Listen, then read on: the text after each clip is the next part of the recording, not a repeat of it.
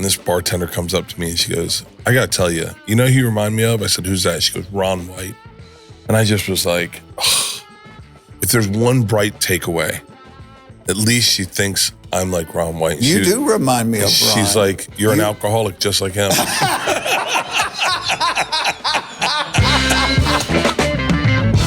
I had a bunch of those. We'll continue this into the podcast. I had a bunch of those which were really bothersome for me. They're like, Bert is a beer salesman. And then they're like, Bert owns a bar. And you're like, I never liked those versions. And I was like, that's what I didn't like. Jeff owns a heating and air conditioning. Yeah. And you're like, why can't I just be a comedian? And they're like, you can't do it. I go, well, Seinfeld did it. Yeah. And it worked. And they're like, I know, but that doesn't. And you go, hang on.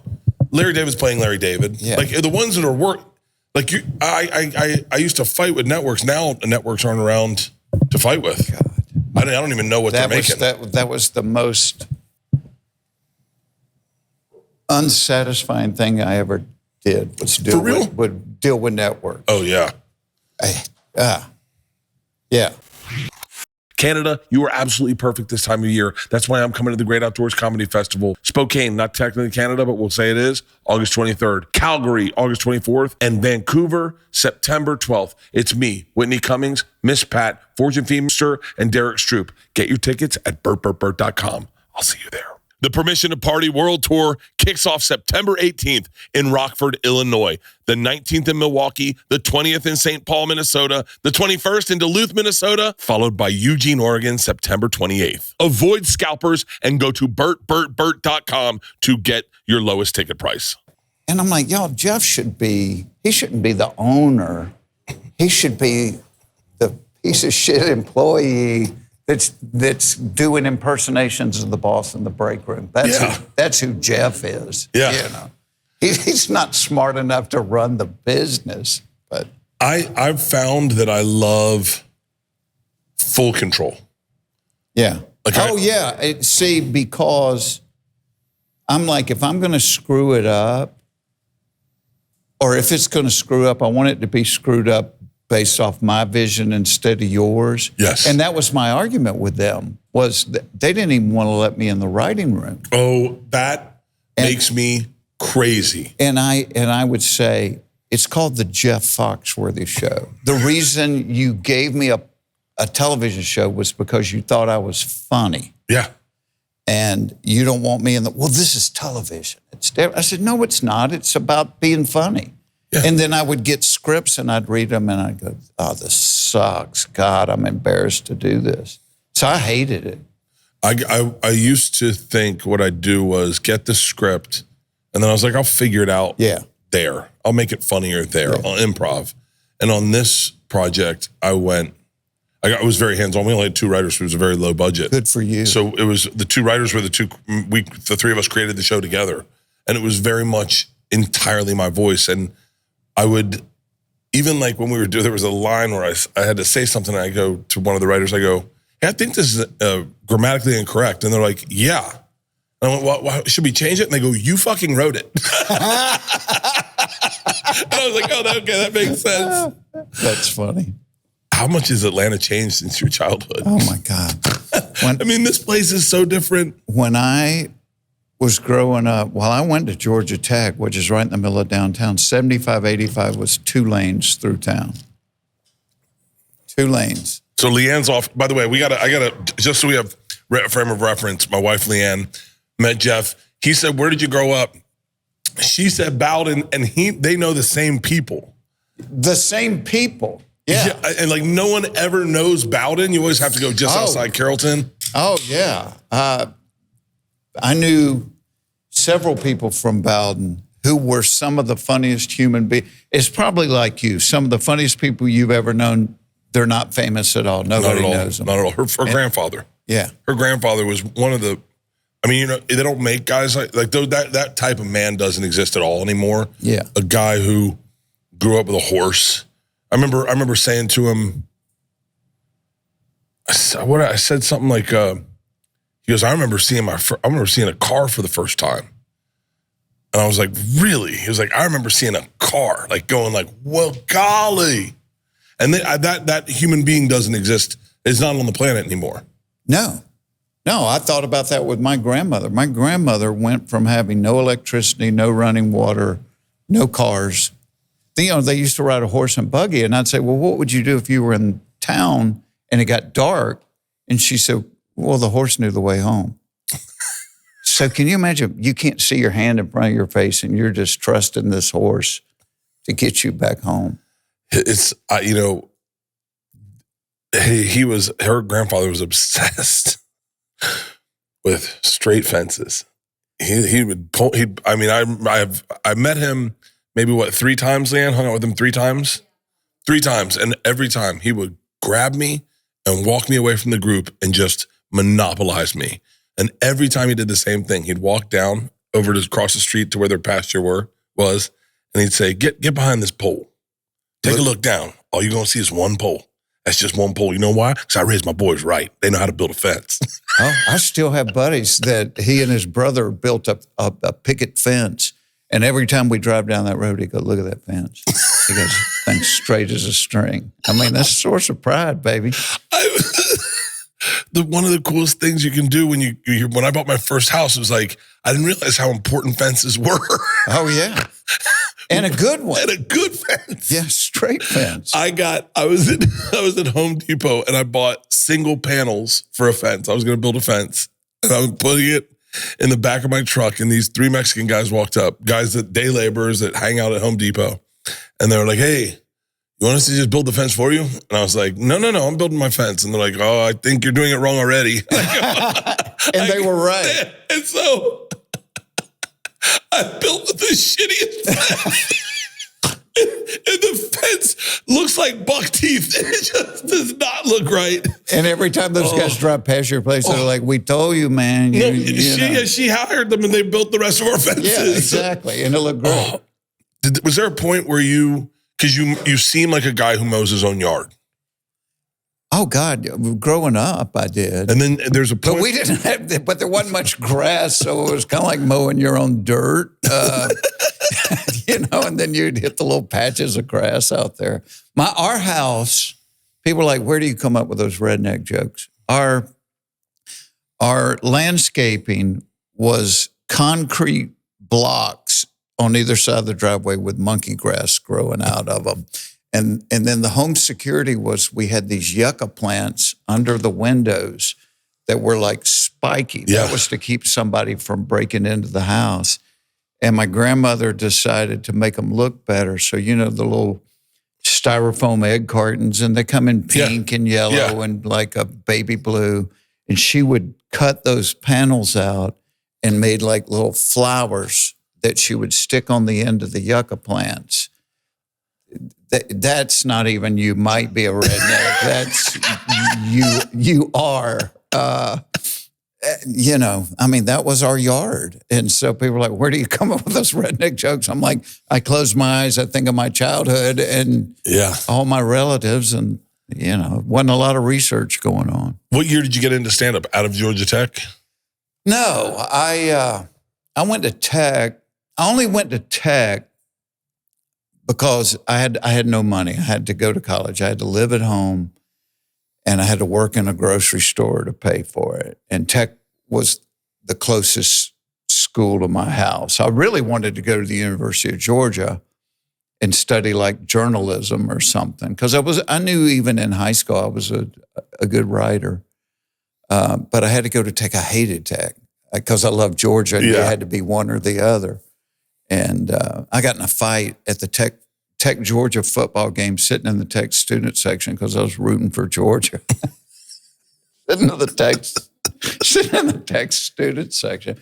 But I went there for 3 years, and then they suggested that I take some time off. I flunked out. They suggested that I take because apparently a 1.3 is not a good enough GPA to graduate Georgia Tech. And I was working in a grocery store, and I think my dad worked at IBM, and I think he thought I was going to be, working in a grocery store forever. I think he called one of his buddies and said, hey, call him and give him a job. So I got a job working in dispatch for people that fix machines. And then I ended up fixing machines, moved down to, near where you grew up. I moved down to Sarasota. Yeah. And, but IBM, I was never the guy. I wasn't shooting up the corporate ladder. I was the guy doing impersonations of the boss in the break room. Yeah. And everybody's laughing. Then you turn around, the boss is standing in the doorway. I was that guy. Yeah. And they transferred me from Sarasota back to Atlanta. And a bunch of guys here used to go to the local comedy club, The Punchline. And they kept telling me, Foxworthy, you're funnier than the people there. And they entered me in a contest, not an amateur night. It was used to have a contest called the Great Southeastern Laugh-Off for working comics. And they entered me in this contest.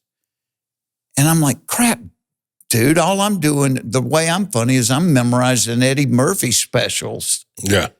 And so I wrote 5 minutes about my family, and I went down and I won the contest the first night I ever went on stage. Really? Crazy. That is had no idea what I was doing. Met my wife that night because she was an actress and she had just done a project, and one of the guys in it was a comic. And so all the people from the project went down to root for him in the contest. And I met her. I came off stage. I met her, which was a Tuesday. We went out on a Saturday. I moved in with her on a Monday. And that was 41 years ago. Really?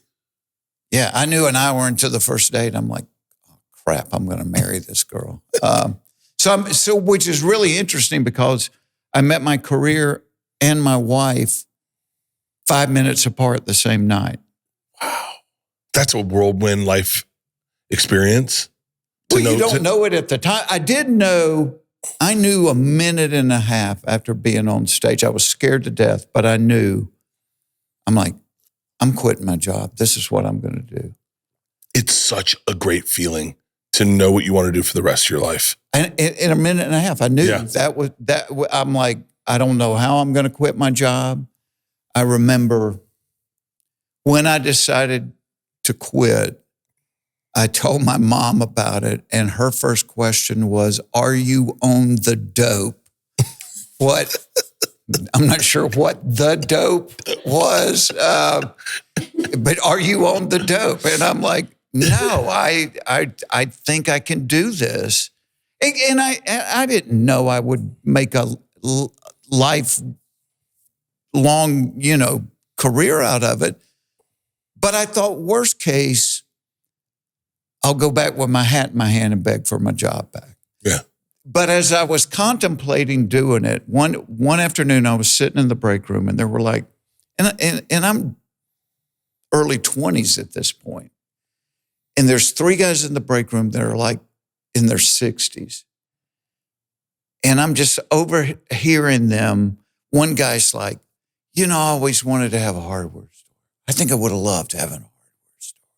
And the other guy was like, you know what? Yeah, I always wanted to.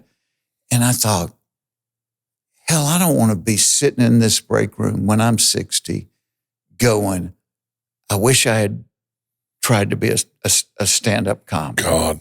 And that's kind of what made me go, hold your nose and jump. And I told my kids that. I said, your life's not really complete till you have a few hold your nose and jump moments where you have no idea what's going to happen, but you're brave enough to go, I'm holding my nose and I'm jumping, and we'll see what happens. That is probably the most profound statement I've heard in a long time, because I remember the first day when I was signed up to do my first time to ever go on stage. And I remember how easy it was to get out of it. It was a lot easier to get out of it than it was to follow through with it.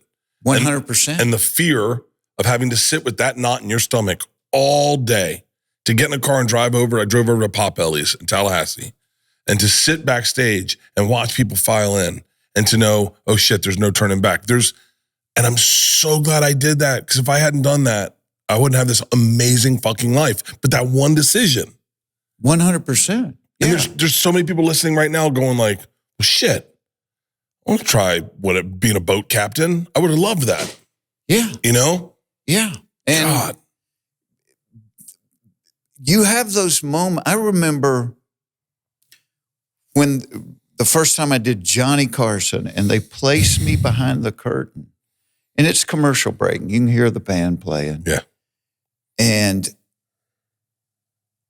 I was so scared that I thought, I'm going to walk off and tell them I can't do it.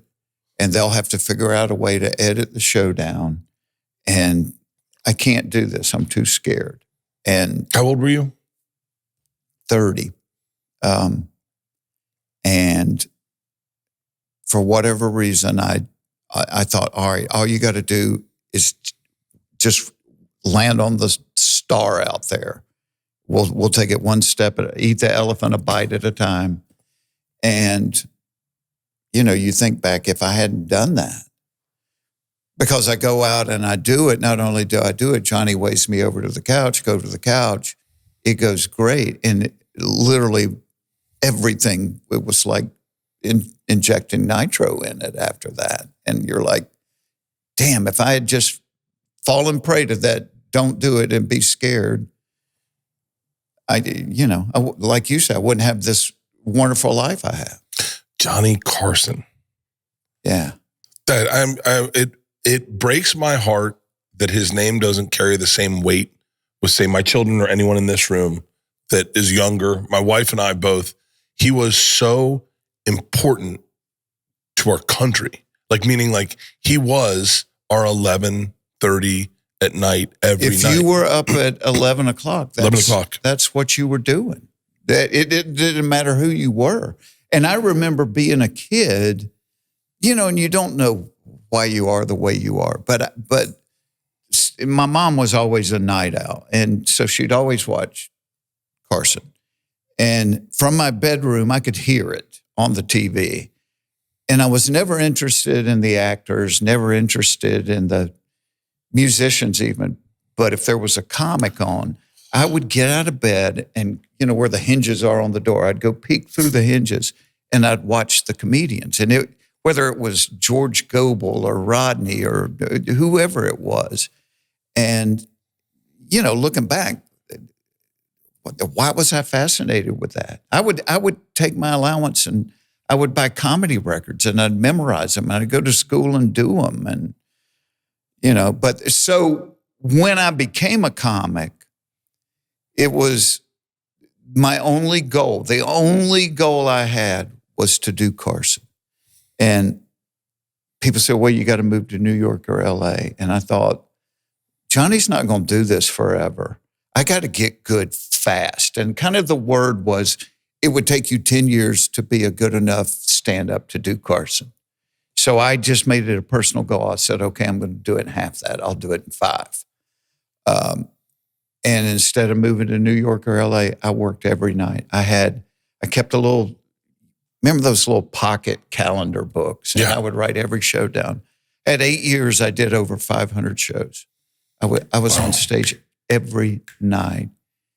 And I did Carson. It took 5 years and a month. Really? And I did it. And so I'm like, okay, I didn't make it in half, but I almost did. I missed about a month. Do you remember your set? I don't remember the whole set. I remember it, and I was too scared to look at him. It wasn't like, now. Can you slow roll explain this to the kids in the room? Because someone listening may have no idea what you're talking about, but I know exactly what you're talking about. So can you explain, Johnny, you would go out, you'd do stand up, and he'd give you either a thumbs up? Here was the deal. If he didn't like you, he would just clap, maybe give you a thumbs up. If he liked you, he would give you the big okay thing. Yeah. And if he loved you, he would call you over to the couch. So, and they told me beforehand, they said 6 minutes. And that doesn't mean 5:55 and that doesn't mean 6:05. It means 6 minutes. So I put this set together, which was always one of my least favorite things to do, to take bits and pieces from an hour-long show and make 6 minutes. I put this set together and I spent 2 weeks. I would go out and I would do it a couple of times a night, different places, and I had it down down to 6 minutes exactly. Curtain opens, I walk out, I land on the star. Like the third joke I tell not only works great, it gets an applause break. Now I'm smiling. I know what's going through your head. I'm smiling, kind of nodding. Inside it's panic because in doing this set around town, nobody ever did an applause break. So it's messing my 6 minutes up. Yeah. And so as I'm smiling, I'm thinking ahead of myself and I'm thinking, okay, I have 4 jokes about my mom coming up. The third joke is the weakest of the 4. I'm eliminating that joke. So I'm editing down the road from myself, tell 2 or 3 more jokes, another applause break. And I'm like, Jesus. Okay, crap. I can't cut the mom stuff down to 2 jokes, but I have a joke about my dad that's got a tag. I'm cutting the tag on my dad. So every time I'm getting an applause break, I'm editing something out that I had been practicing that I had down pat. Now I'm cutting stuff. Oh my God. But I had told the guy, I said, when I get to 5 minutes, hold up 5, the guy behind the camera, hold up 5. And when I get to 5.5, give me like that, like a closed hand signal. Because I knew my last joke lasted 30 seconds. And I'm like, okay, between 5 and 5:30, I've got to adjust to get this. Wow. And, at 5 minutes, it was a little off and I cut a tag or something. But when he gives me that, I start that last joke.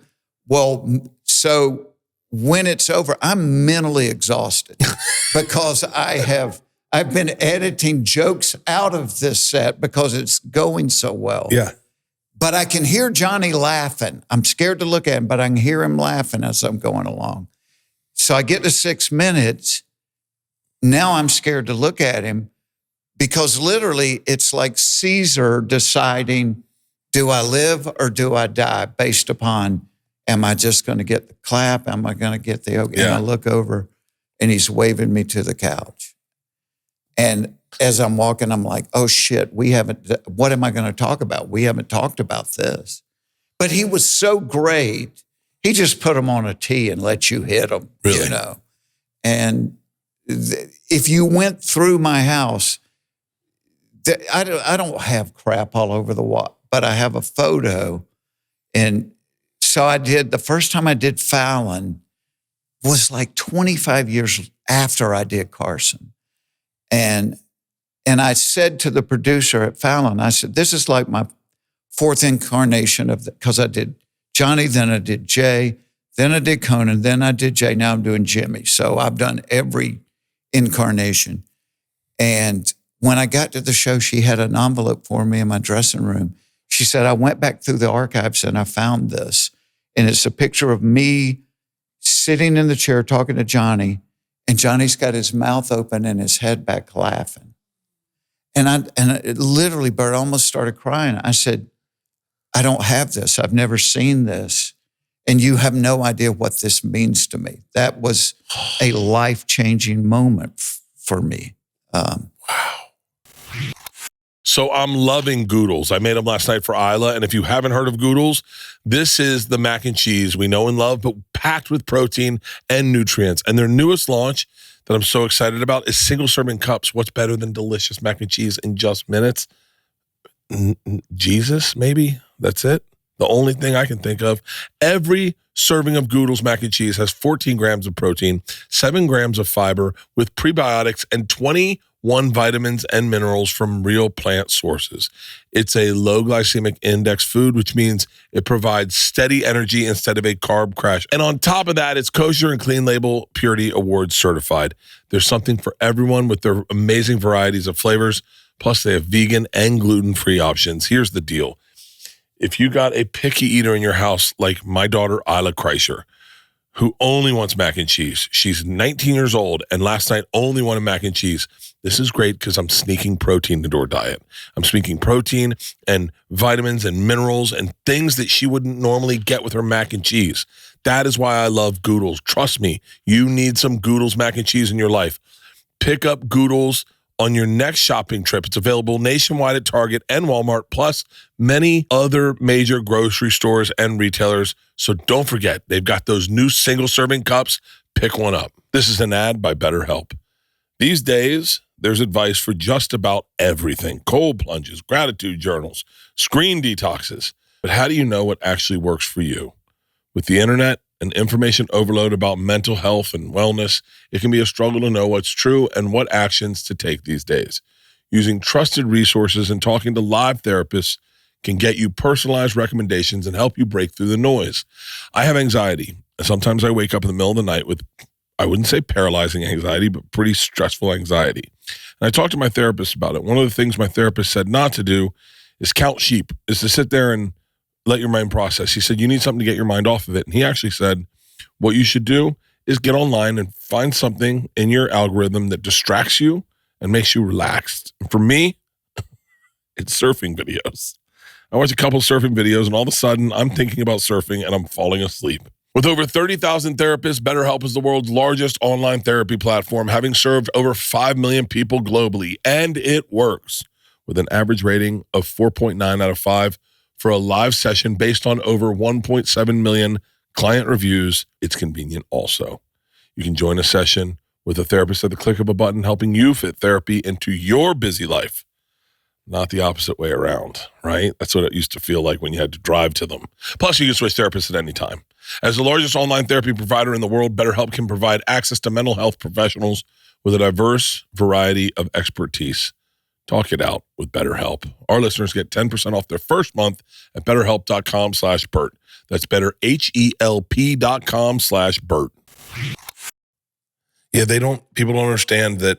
He was a kingmaker. He was, this is going to sound stupid because he's my friend, but he was what Rogan is now to comics. If you do Rogan, you sell out everywhere. It's what do we used to call it? The Rogan bump? Yes. And, see, which, by the way, I've never done Joe. You and Joe would have so much in common. You have no idea. Yeah, because we bow hunt. You're both bow hunters. Yeah. And he is, he's so infectious about his love for bow hunting that I have a bow because of him. You need to do it. Wait till you're up in the Yukon on the ground, 15 yards from a moose that wants to kill you. And the only thing you've got in your hand is a string and a stick. Only your laundryman knows for sure how excited you were in that moment. I went up and did a podcast with Cameron Haynes. Yeah.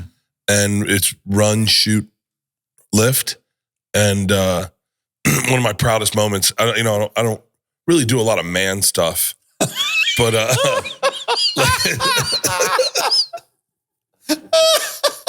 one of my proudest moments is they had a bow strung at like 90 pounds. Yeah. And that's hard. And they were like, I was like, what's Joe keep his at? And Cam's like, I think 90. He was like, keep mine at 90. Does Joe shoot at 90? I think maybe, Mine's at 70.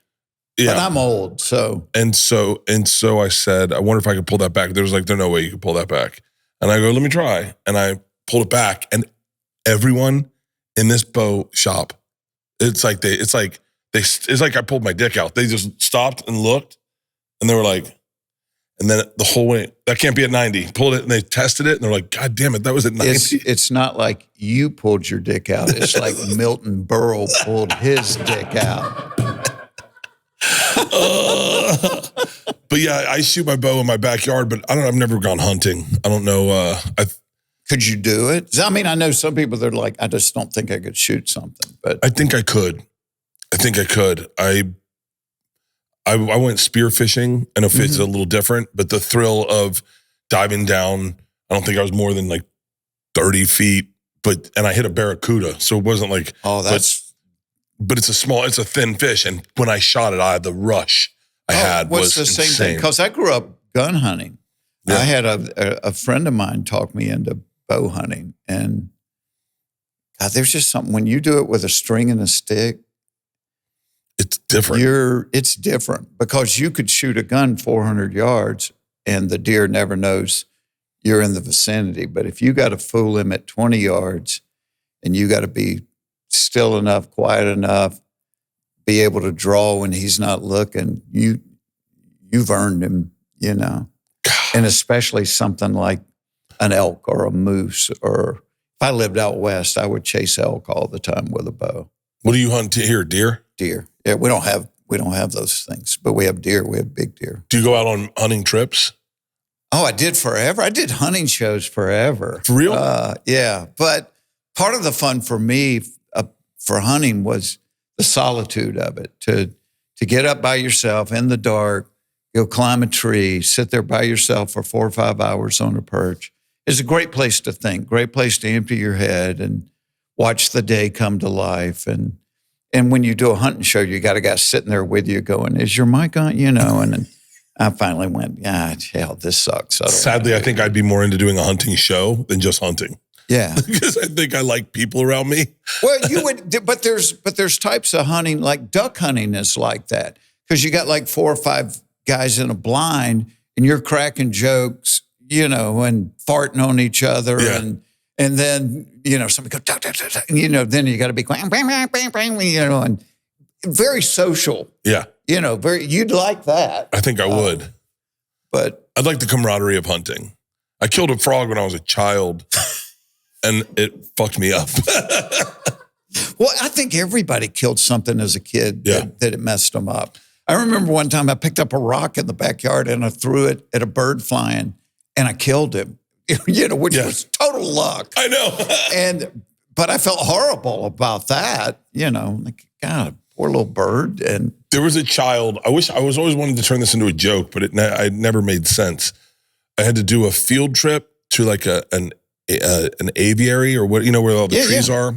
And with Georgia, when she was in 2nd grade, and there was this boy, but they had me with the boys, and they didn't have me with the girls. So I was like, well, I'm girl energy. I can't. But just because I'm a boy doesn't mean I should watch the boys. Right. I'll take care of the girls. And they're like, no, you should take care of the boys. And we were walking. There's this one kid, this degenerate 1st grader, 2nd grader, or whatever. God, he was like, how sad that by the 1st grade, you can see it. You're already a degenerate. And he was taunting me the whole time. And he was like, I bet I could hit that bird with a stick. And I was like, and the bird was like 40 feet away. And I was like, no way. He goes, watch me. And he dots this bird just, and I'm like, what?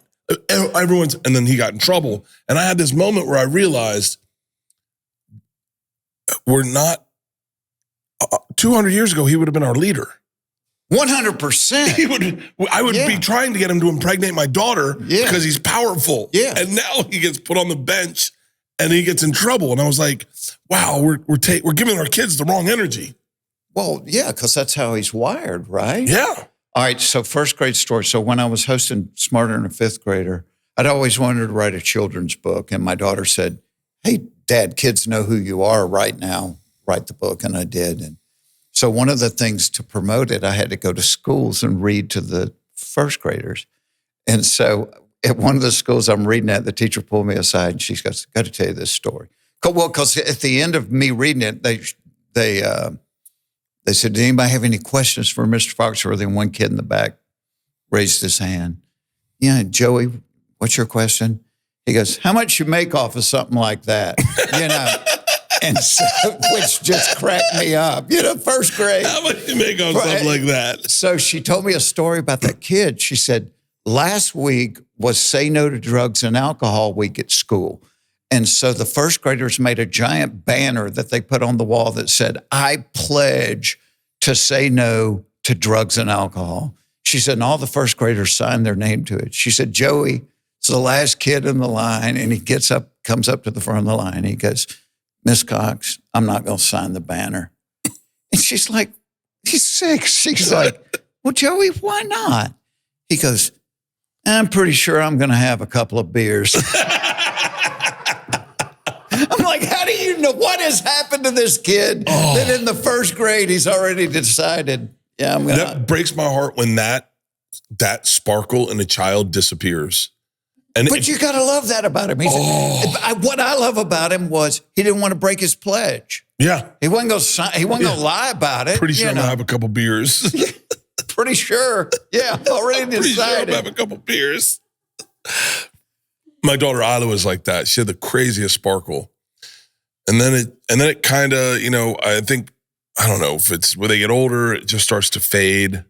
And then she did something the other day that I was like, oh, that sparkle is always going to be there. Like you can't, kids are interesting.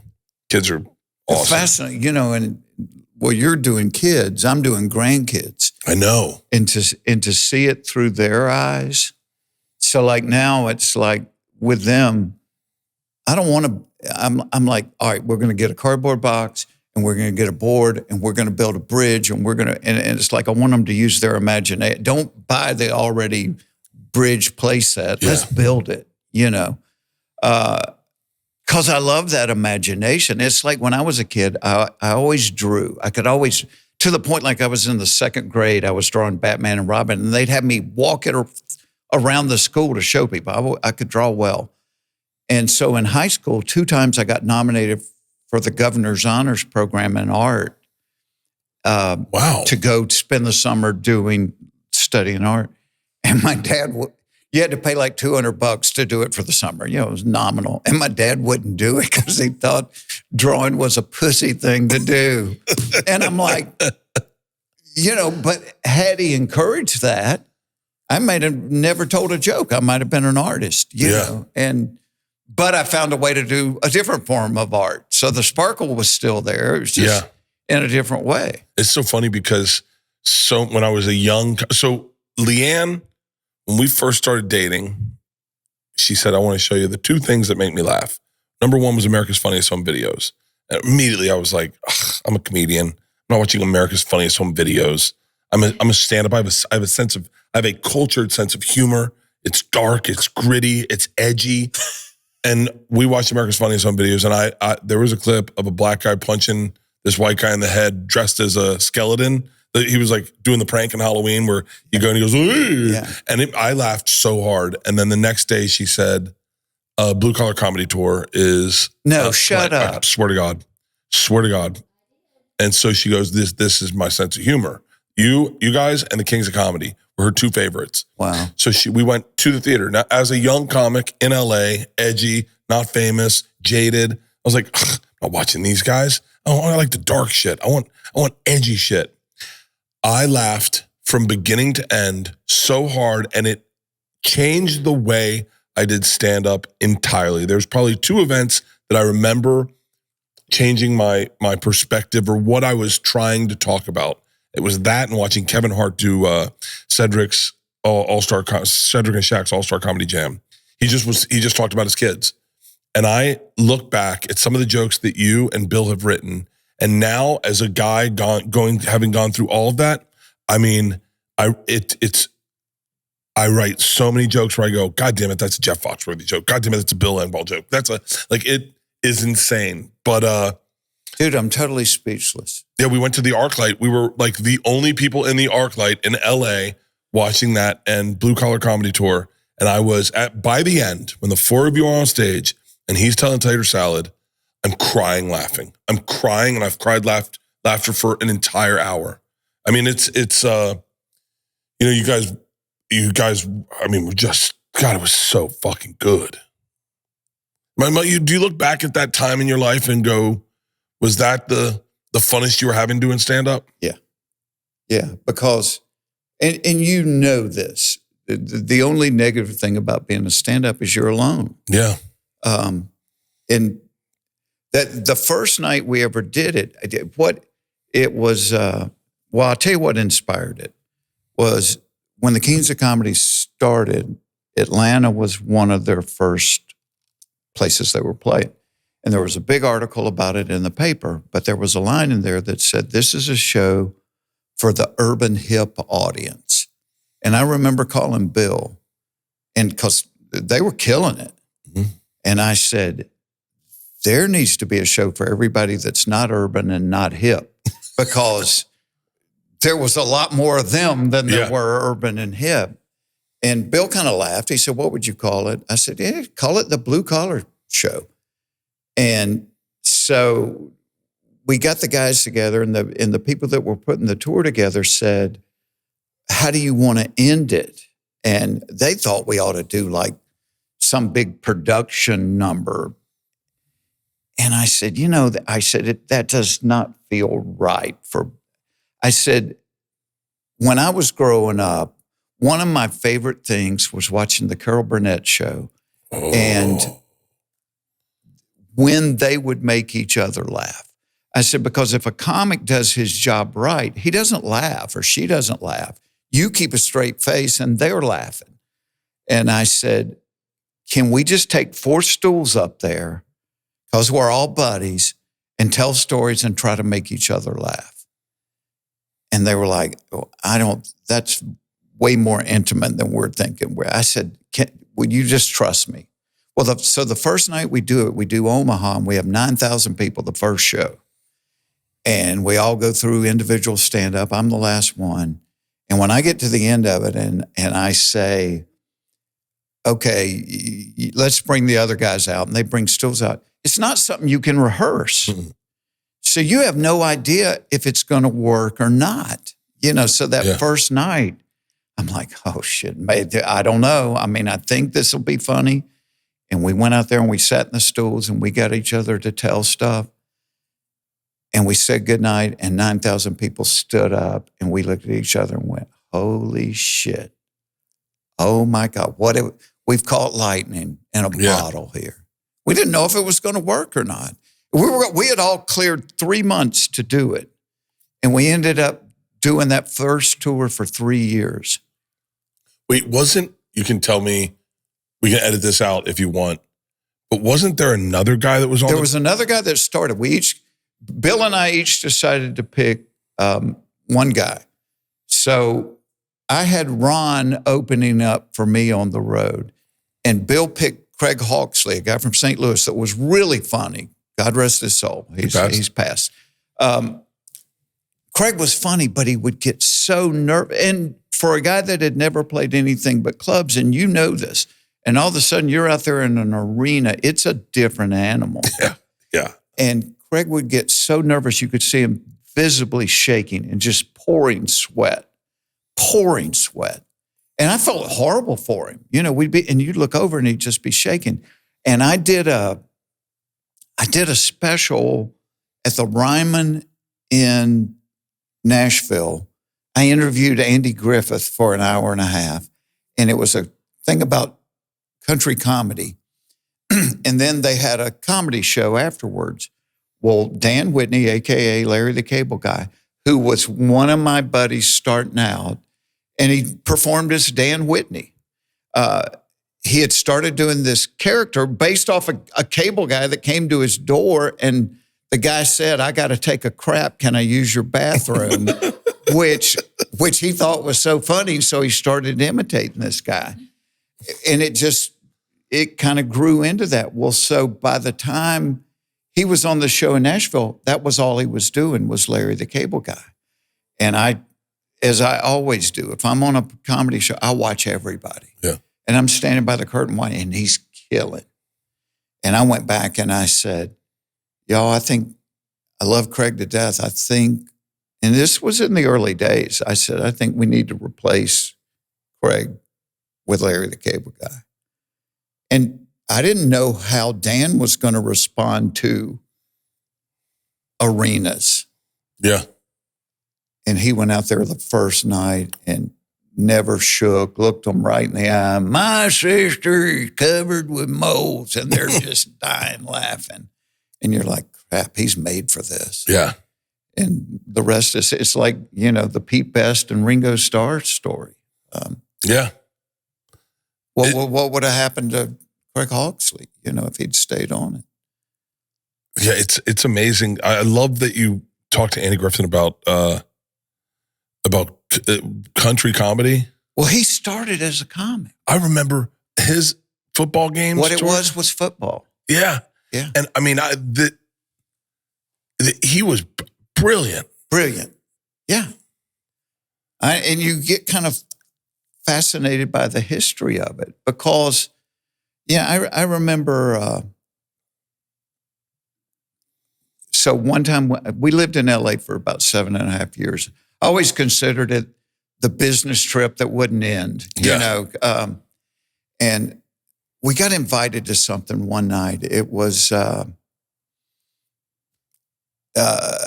book signing, but it was like at Jerry Bruckheimer's house. Well, my wife grew up acting. She never wanted to go to anything. We had little kids. She goes, I kind of like to go do this. And so we get there, and he greets us in the lobby, and he says, hey, there's a bunch of people. Alan King had written a book, and that was why he was hosting this thing. He said, there's some people out in the backyard if y'all just want to go have a glass of wine and hang out. And we walk out his sliding glass door, and I look up, and there's Milton Berle, there's Sid Caesar, there's Billy Crystal, there's Buddy Hackett, there's Red Buttons, it's all of that, Jackie Mason, all of that generation. Wow. And I literally like freeze on the step. I'm like, holy, it's like the who's who of the generation before. And Buddy Hackett goes, Jeff Foxworthy. And I'm like, holy hell, Buddy Hackett knows who I am. And yeah, this is my wife. And we talked for a few minutes. And he says, have you met Milton? And I'm like, no, sir, I hadn't met Milton. Well, Milton's holding court by the pool with 8 or 9 people around him. So Buddy puts his arm around me, and we walk across the yard, and we get to the edge of the pool, and he hollers, Milton, I want you to meet Jeff Foxworthy. And Milton stops talking, and he looks over there. He goes, oh my God, I am a giant fan of your stand-up. And Bert, I'm like looking at my shoes and kicking dirt. And I said, sir, thank you so much. You don't know what that means to me. And he goes, not you, Buddy Hackett. and every one of them was like, yeah. And you think, how many times have they done this to people? Yeah. But anyway, somebody had taken a photo that night of Buddy Hackett and me and our wives. And he mailed it to me, and he signed it to Jeff Grabbed the Baton, Buddy Hackett. And I thought, that's what this is. And so I've always tried to help young comics. Yeah. I just helped Andrew Stanley he was doing an audition for The Tonight Show. And I was helping him with his set and saying, I know you're used to doing it this way. I would cut it right here and add this. And somebody told me later that Andrew said, hey, if you got to do social media, Foxworthy's an idiot. He doesn't know. He doesn't know anything about social media. Yeah. But if you're putting together a set for TV, he knows his stuff. Yeah. And I thought, totally true. I know crap about social media, but I put together a lot of sets for TV. But I thought, all right, I'm handing the baton to him. It's the way we do it is constantly changing. Yeah.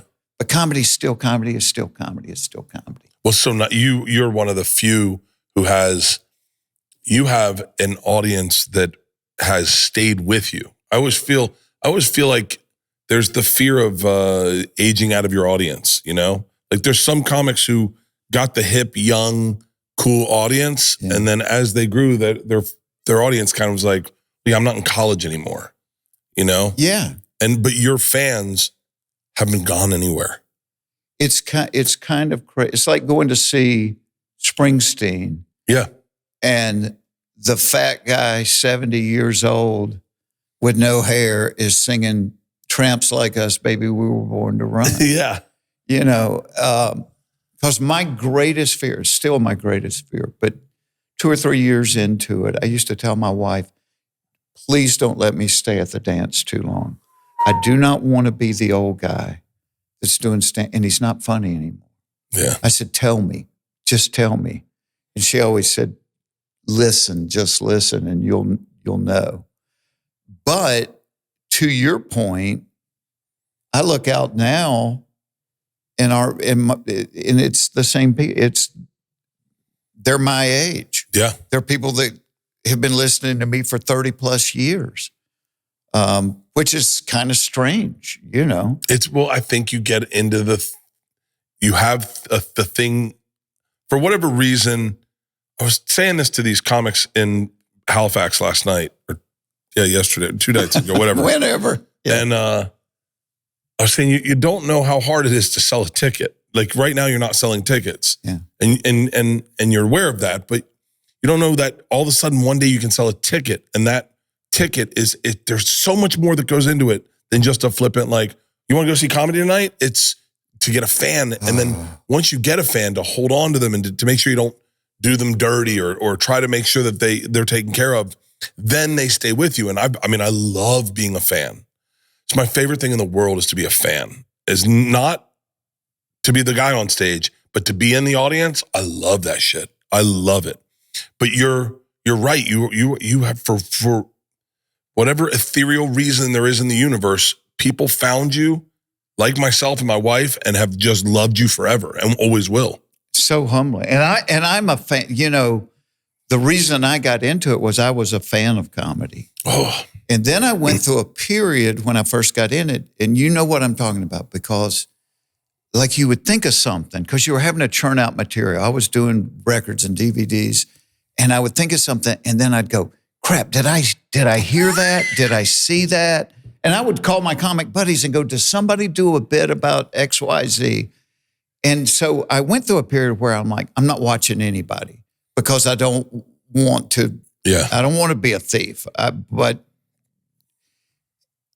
And then I got past that, and it's like now I've been doing this 41 years, but I'm back to being a fan. I'm back to going on the internet and finding somebody new and going, holy hell, they're funny. Oh, this is the best thing in the world. It's the best thing in the world. It's the best thing in the world. I got to experience it. With someone that everyone knows now, but I got to experience it with Shane Gillis. So funny. But we were all together. We were on tour when we watched him turn a corner, and we would all sit backstage and be like, whoa. Like the way he was writing and what he was doing and it was so fucking good. And he was opening for me, getting standing ovations. Yeah, which you don't really want to follow a standing ovation. We were in Arizona at the Celebrity Theater, and he gets a standing ovation, and he doesn't know what to do with it. And I'm like, stay there, let it, enjoy it. And he was like so uncomfortable. Yeah. But I love when you discover someone and you're like, oh. Monarch Money.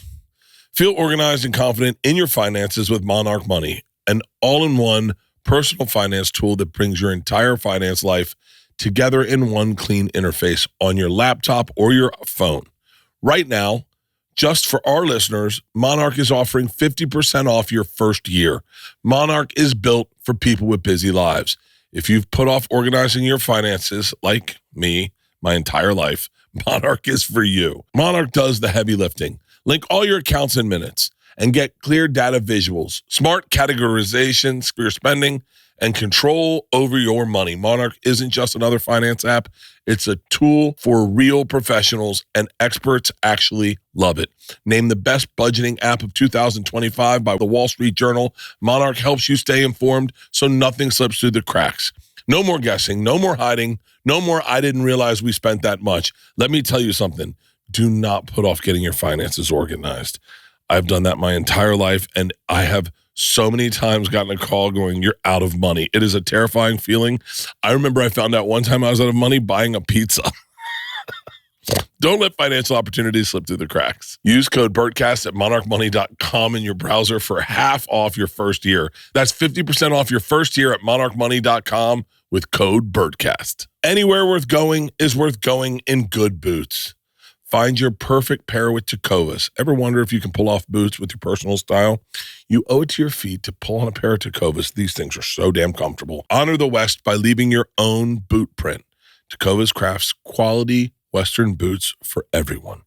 From generational ranchers and lifelong cowboys to first-time boot buyers. Actually, I've had boots before, but I stopped wearing them because of the jean cut. And then when I found these are the Dean's Cherry Crocodile. And with this ankle, I was like, oh, I can put these with any jeans.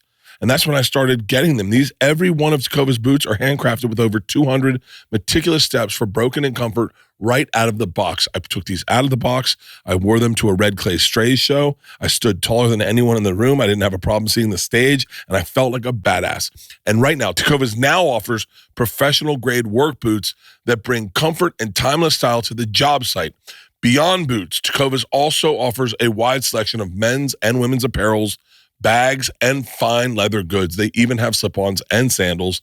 They aren't boots, but they'll still bring the Western flair. Whether it's a long day or a big night, your Tecovas are built to last and impress. And I'm telling you, we were just in Atlanta, and right next to SoulCycle was a Tecovas boot place. And I walked in just to take a look. And I'm telling you right now, I got the baddest boots in town. These are the Black Cherry Crocodile Deans. The Dean Black Cherry Crocodile. They are slick. They are comfortable. And you can wear them with almost literally any pair of pants. Right now, get 10% off at tecovas.com/Bert when you sign up for emails and texts. By the way, the women we were with got these great white boots. That's 10% off at tecovas.com/Bert. Tecovas.com/Bert. See site for details. Tecovas. Point your toes west. I mean, I know a guy Reno Collier. Yeah. I remember watching Reno for the first time when we were both probably 25 years old in LA and going like, this guy's fucking good. Holy shit. I remember that's the funnest is when they're your peers. Tommy Johnigan was just an amazing. Nate Bargatze. I mean, I got turned on to Nate early. Brad Paisley called me and he said, this kid's funny. This kid up here is funny. And so I started following Nate and got a chance to talk to him a couple of times. And it's such a different style than either one of us. Oh, yeah. I couldn't replicate Nate. I couldn't do it. But he kills. And so I started telling him, you better handle this right. You better handle it with humility. And, I'm always like, you be nice to people, you be humble, and he has. And I'm just thrilled for him. So let me tell you what had a huge influence on me. Back in the old days, they used to do the amateur night at the Punchline before the regular show on a Tuesday night. Yeah. And I knew I wanted to do comedy, but I hadn't quite reached that point of pulling the hold your nose and jump. Yeah. And I'm doing a Tuesday night, and the regular show headliner that week was Stephen Wright, who had just gone on, and Carson loved him. And so I do the amateur night, they do the regular show. So I've moved upstairs, sitting in that little balcony up there, and because I would watch everybody. And as I'm watching the show, somebody taps me on the shoulder, and I turn around, and it's Stephen Wright, and he goes, you need to be doing this for a living. He goes, I watched you. You're funny. You need to be doing this. And that was December the 4th, 1984. I remember the night because I'm like, I'm doing it. And the next day I went in and quit my job. And my wife was the only person before that. My wife kept telling me, I think this is why I knew I loved her early on, was she said to me, you've got all this creative stuff inside of you, and if you don't find a way to let it out, you're going to have a miserable life. And I'm like, really? You think so? Well, Stephen Wright told me that, and I didn't see him again for like 15 years. And one night I'm up in Boston, and he's in the room, and I go across and I said, you won't remember this, but you're the reason I quit my job to do this. So I always made it a point whenever I was playing somewhere, I'd watch the amateur night before the show. And I saw Ron White the first time he ever did stand-up on an amateur night. I'm the headliner, and I'm sitting in the back of the room, and he's doing amateur night.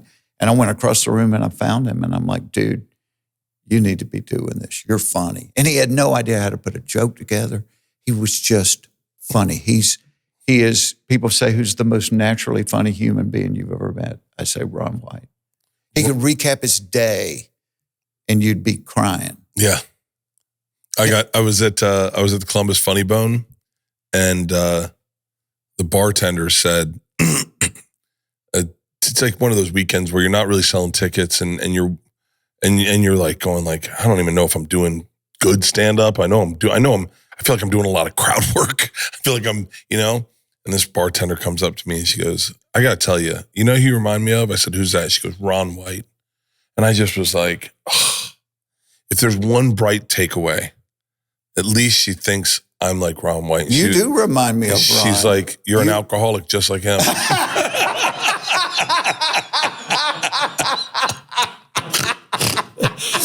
She goes, you and him just drink at this bar all night long. And I was like, fuck. Not even a good takeaway. No, you've got a little Ron in you. Well, you know, Ron, one of my favorite moments with Ron. I love Ron. I mean, that tater salad story affected the way I did stand up. And that wasn't even a bit. Yeah, I know. He's just telling the story, and we're sitting around beating the table going, dude, yeah, this is a bit. It's fucking, I was at the mothership and everyone was chanting the machine. They wanted me to tell the machine. And I see Ron's long white hair up on the top balcony. I see him and he's smoking one of his clove cigarettes or whatever. And he's looking. And I said, I'll tell you what, I'll tell the machine if Ron White tells tater salad. And everyone's like, Ron White's in the room? And I see him, he's like, fuck it, I'm coming. So he gets up on stage, he goes, I can't remember how to tell it. And I said, I can. Yeah. And he was like, so he tells tater salad. The room fucking floored. Yeah, he said he hadn't told it in probably like 10 years. The room's floored. He gives me my mic back, he goes, now tell the machine. And I realized I can't follow that. I had to do material to break it up. I was like, in a second. Anyway, like it's such a great goddamn story. So let me ask you this, because you get to dabble in a lot of stuff. Mm-hmm. But if somebody put a gun to your head and said, you can't do but one thing, what would it be? Wait, what do you mean? Creatively? Oh, it's just stand up. See, it's just stand up. I want to walk over there and kiss you like no man has ever kissed you before. It'll be easy. It would be easy. Because I feel very blessed in my life. I've gotten to do things like I never thought about. I mean, I got the call about, are you smarter than a fifth grader? And they said, would you be interested in hosting a game show? And I said, no thanks. Too hokey. Yeah. And I said, what's it about? And they said, adults taking an elementary school test for a shot at $1 million. And I started laughing. I said, that's freaking brilliant. Yeah. Well, I had more fun. I love doing that show. Never would have thought. You know, we did Blue Collar TV, which was kind of like the poor man's Saturday Night Live. It was just all sketch. And I paint and I draw and I've invented games and I've written books. But if you put a gun to my head and said, pick one, I wouldn't even have, to this day, I'm still fascinated with stand-up. Oh, yeah. Because, and I don't know if you feel this way, because you can't figure it out. You never get to the point that you figured it out. Put it this way. So you go home this afternoon and you have an idea for a bit. You don't know when you go on stage in 2 nights if it's going to get a laugh or not. So any other job that you've done for decades, if you installed carpet, after 30 years, you would know, this is how I do a corner, this is how I do a stair, this is how. After 41 years, I still don't know if they're going to laugh at it or not. Yeah. And that it's like the woman you can't quite figure out. Every time you think you've got her figured out, she shows you a different side of her. Oh. And that's what keeps her interesting. That's what stand-up is. Because if, like I have note cards in my back pocket, I'm always writing things on note cards. And that's the way I try new stuff as I go in the club with a handful of note cards. Is this funny? Is this funny? Is this funny? If you said to me, if you and I were walking in a club, pick the 4 that are going to get the biggest laugh, I would still be dead wrong on 2 of them. Oh yeah. What I've always said, my favorite moment in stand-up isn't having the joke that crushes.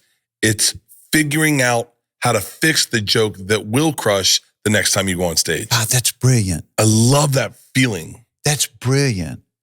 I used to have a buddy that said, the greatest moment in life is not having sex with somebody new for the first time.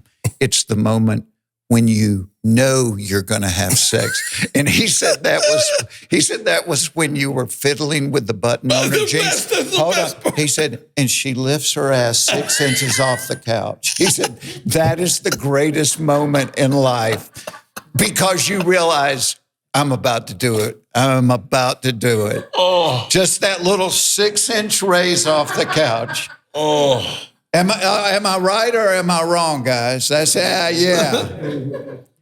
God, that is great. But you're right. It's when you know, because it hardly ever works that it just kills the first. Yeah. But as you're doing it, you realize, I know how to fix this. It's the best. That's stinking. I'm going to write that down. It's my favorite part of stand-up. And I love when you have a bit that you know is funny, but it's not working. And you go, hold on, I'm messing this up somehow. I had a joke about a very long time ago that I knew was funny. I couldn't get it to work. And it was my buddy isn't homophobic. He's a homochondriac. I go, he's not afraid of gay people. He's afraid that they're going to make him gay. And I couldn't get it to work for whatever reason. And then I changed it and I said it made it about me. And just making it about me was a different energy. But it's like, it wouldn't work and it wouldn't work and it wouldn't work. And I was like, God damn it, this is going to fucking work. That's my favorite. Like there's so much about stand-up. Well, it's like trying to fix a puzzle. And then when they all slide into place, you know, and I've done things like that. I've tried to tell things that happened to a friend of mine. I'm like, let me tell you what happened to a friend. Never worked. As soon as I made it me, it worked. You know, it's so funny. I can't crack the code on my parents. You know, my wife always says, you have to write about your parents. And for whatever reason, I can't crack the code. Like I can't see it because I'm too close to it. Let me help you. Because my favorite thing in life is helping somebody figure out a bit. Yeah. Like Larry the Cable Guy called me one night and he goes, I've got the best premise. He said, the premise is I dated a girl that was a magician and we're in bed and I reach up on her headboard thinking I'm putting on a condom and I put on one of those Chinese finger traps. And he said, but I can't think of a punchline. And all he had was a premise. I go, let me think about it. And I call him back about 15 minutes later. I said, I got the punchline.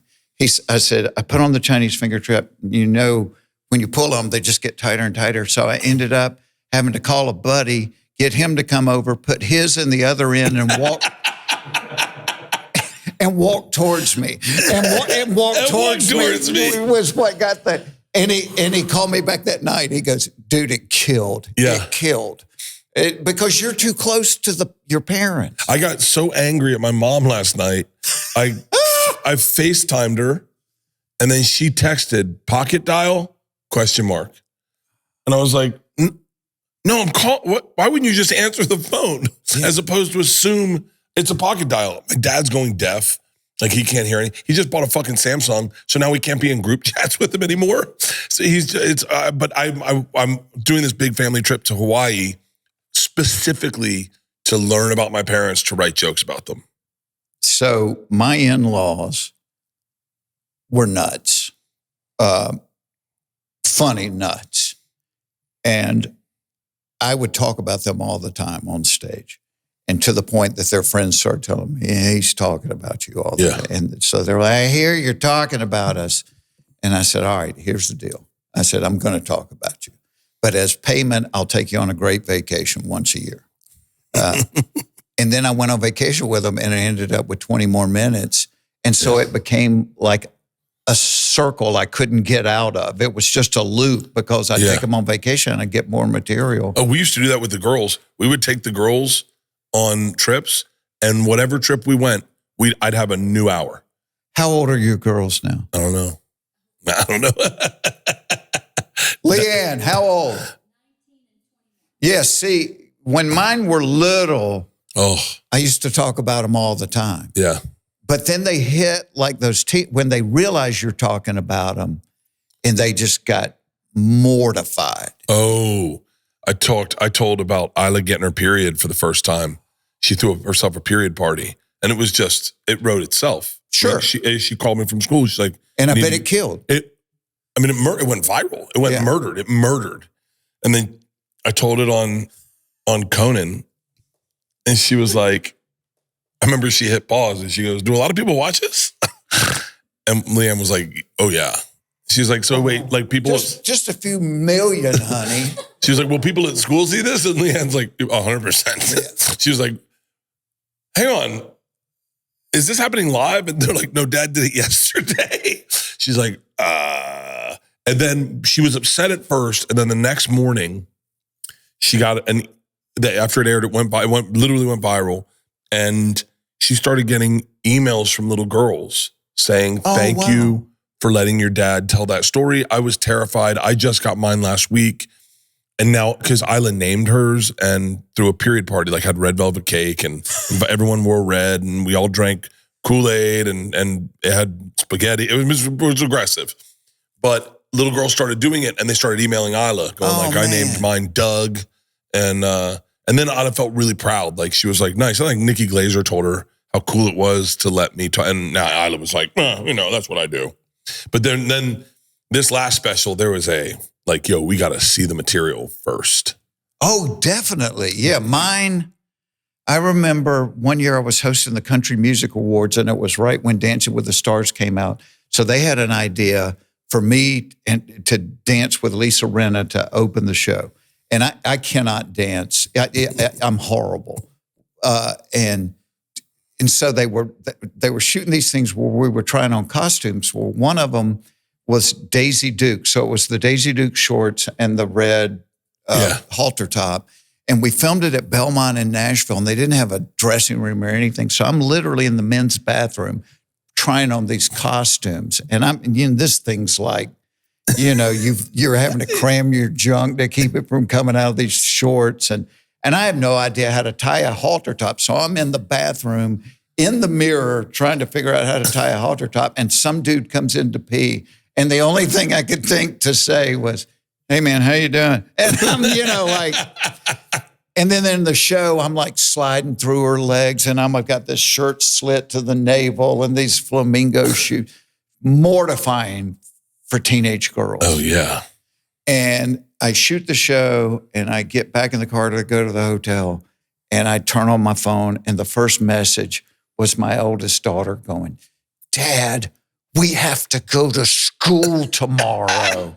Stop doing this kind of crap." They didn't want their names in this TV show we just made. They were like, use different names. And I was like, Isla, they know you're my daughter. Yeah. She says, it doesn't matter. And then Isla came to set, and everyone was like, "You're Isla." She was like, she's like a star. She was like, "Dad, it's weird. It's almost like I was famous." I go, "Baby, we're making a show about my daughters and my wife." And you are famous. There's a lady that's been styling what she thinks you would dress like for the last 4 months. And so they're a little cool. They're cooler with it. I think they, I don't know. I think they need something. But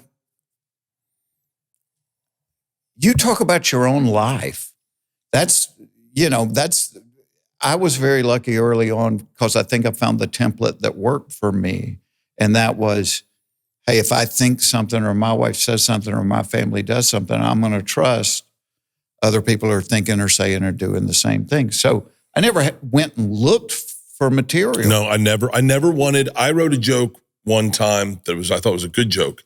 I wish I was a magician, just so when I got pulled over and the cop's like, "Do you have any marijuana in this car?" I could go, "You'll find no drugs in this car."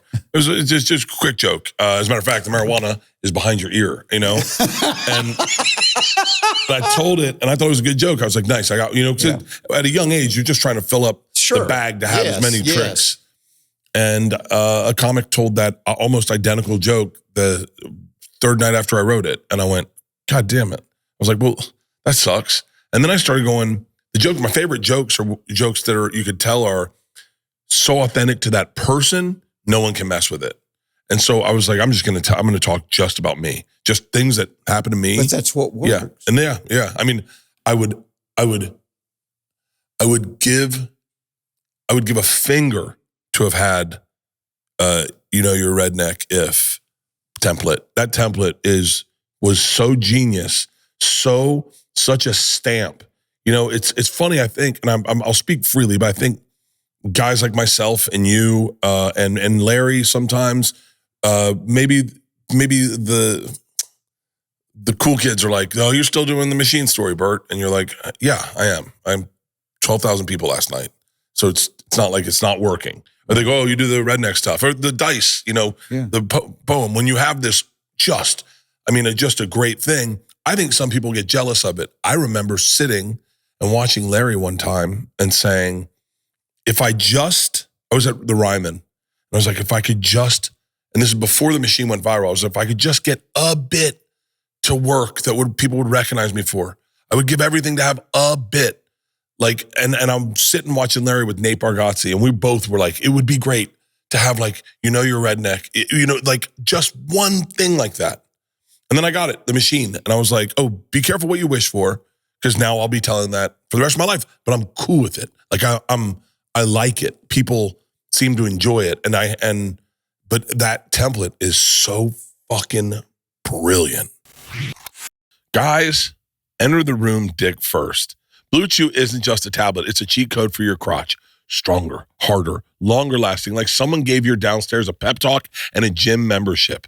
Blue Chew is the original brand offering chewable tablets for better sex. And they work. Let me tell you something, people.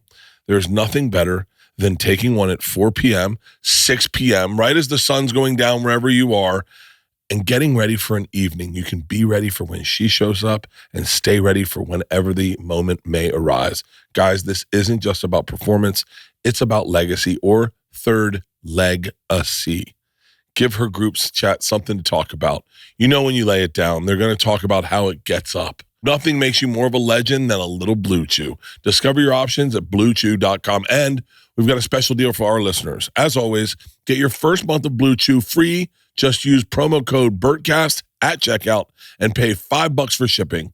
That's it. Join Blue Chew's mission to upgrade humanity one thrust at a time. Head to BlueChew.com for details and safety info. And a big thanks to Blue Chew for sponsoring this podcast. Ooh, why drop a fortune on basics when you don't have to? Quince has the good stuff, high quality fabric, classic fits, and lightweight layers. Let me blow through it. You feel that? For warm weather, all at prices that make sense. Everything I've ordered on Quince has been nothing but solid. Take a look at this. Linen, long sleeve t-shirt, perfect for dinner out in Hawaii. Quince has the closet staples you'll want to reach for over and over, like cozy cashmere and cotton sweaters from just $50. Breathable flow-knit polos, and comfortable lightweight pants that somehow work for both weekend hangs and dress-up dinners. The best part, everything with Quince is half the cost of similar brands. By working directly with top artisans and cutting out the middlemen, Quince gives you luxury pieces without the markup. That is the key, people. And Quince only works with factories that use safe, ethical, and responsible manufacturing practices and premium fabrics and finishes. That is the key. Trust me. They go over to these places, they find the fabrics they want, and then they upsell them, right? They upsell them, and then you pay that upsell, not Quince. You're getting the great fabrics that they find, and they're just cutting out the middleman, and you're getting the great fabrics to put on your body. Keep it classic and cool with long-lasting staples from Quince. Go to quince.com/Bertcast for free shipping on your order and 365-day returns. That's QUINCE.com/Bertcast to get free shipping and 365-day returns. Quince.com/Bertcast. That started because, like, early in my career, I had guys in New York, hey, Nonfalon, you got to lose that stupid accent you got. So I dug in and said, no, everybody I grew up with talks like this. Yeah. And I grew up hunting and fishing, and I wore jeans, and I drove a truck, and it was good-natured, but everywhere they were like, I remember I was playing in Detroit, and it was in November, and I was like, damn, I wish I was in a tree tomorrow morning for deer season. And they were laughing at me like, Foxworthy, you're nothing but old redneck from Georgia. And we were playing in a club that was attached to a bowling alley that had valet parking. And I said, you don't think you got rednecks in Michigan? People are valet parking at the bowling alley. And I wrote 10. I never thought about it being a hook. I never thought about it being a book. I like you, trying to find something else for the back. Something to work. And I wrote 10 ways how to tell. And the next night, people weren't only laughing, they were pointing at each other. And because, like you, I'm kind of a storyteller. I think of myself as a comic. And they're one-liners. Yeah. And I don't do anything else that's one-liner. But the great thing about it was they were easy to remember. They were easy to retell. So you could watch me go to the water cooler the next morning, tell 3 of them, get a laugh. And it wasn't until years later, Rich Scheidner pointed out to me one day, he goes, dude, he said, you do them wrong. He said, this is my favorite part of this. He said, you do the punchline first. Yeah. And I said, what? And it's like, I told one my grandson just did. I said, if you've ever peed in the pool without being in the pool, you might be a redneck. Might be a redneck. And he said, it should be, you might be a redneck if you've ever peed in the pool without being in it. But that's the brilliance of it. And I went, shit, you're right. I'm doing the setup last. I talked to Vic Henley before he passed. Vic was such a fucking great guy. And I talked to him about that. I love the nuance of why a joke works and why it's memorable. Yes. It's you're telling the punchline first and then the setup. Never dawned on me. If you consider fifth grade, what is it? If you've ever referred to the fifth grade as my senior year. But you know the great thing about those, they helped me so much with being a writer because you had to tell everything in a sentence. Yeah. So it taught me efficiency. It taught me, because I started doing the page-a-day calendars in the first book was 88. The first page-a-day calendar was 1990. I just finished the 2026 page-a-day calendar. So 36 years I've been writing these calendars. And my brother will call me and go, you got to give me 200 more. And I can still do it.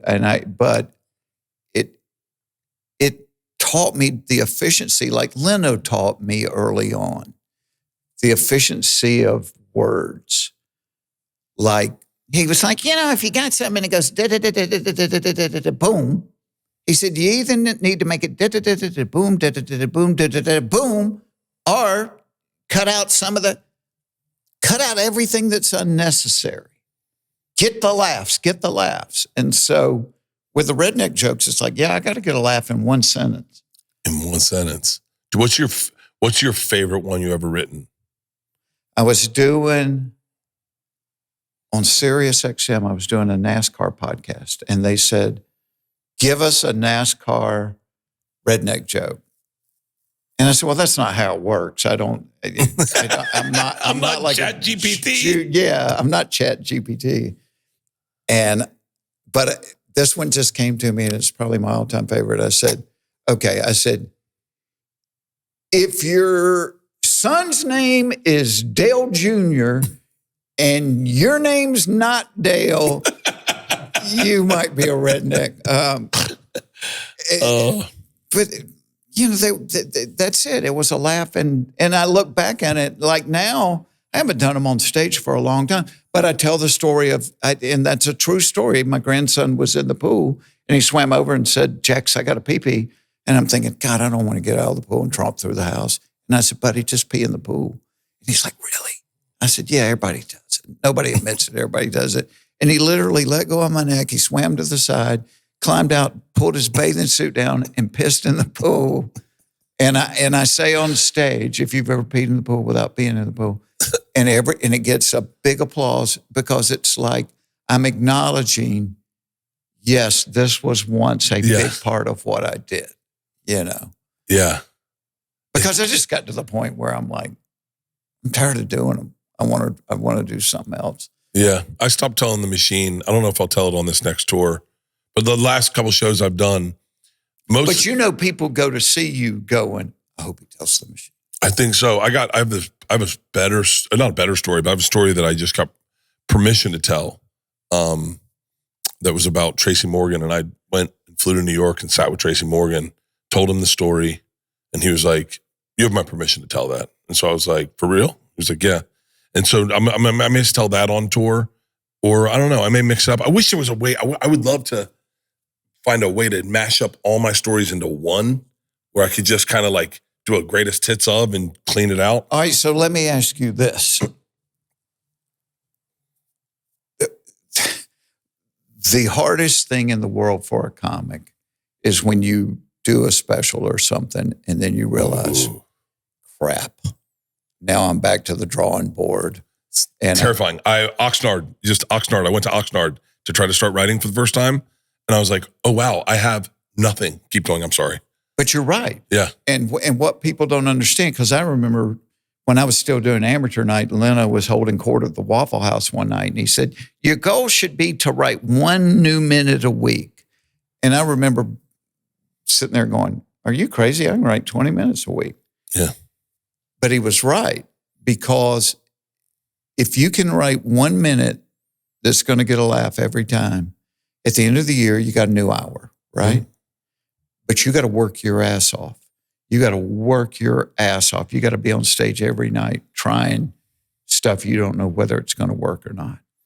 And so that's the biggest fear in the world is you've shot the special and now you're like, I'm just like the new kid starting. I'm back to square one. And Seinfeld said to me a couple of years ago, he goes, well, why do you feel like you always got to write new stuff? He said, because some of this stuff you've written in the past is great. Why couldn't you just do that? And I think because they want to hear new stuff.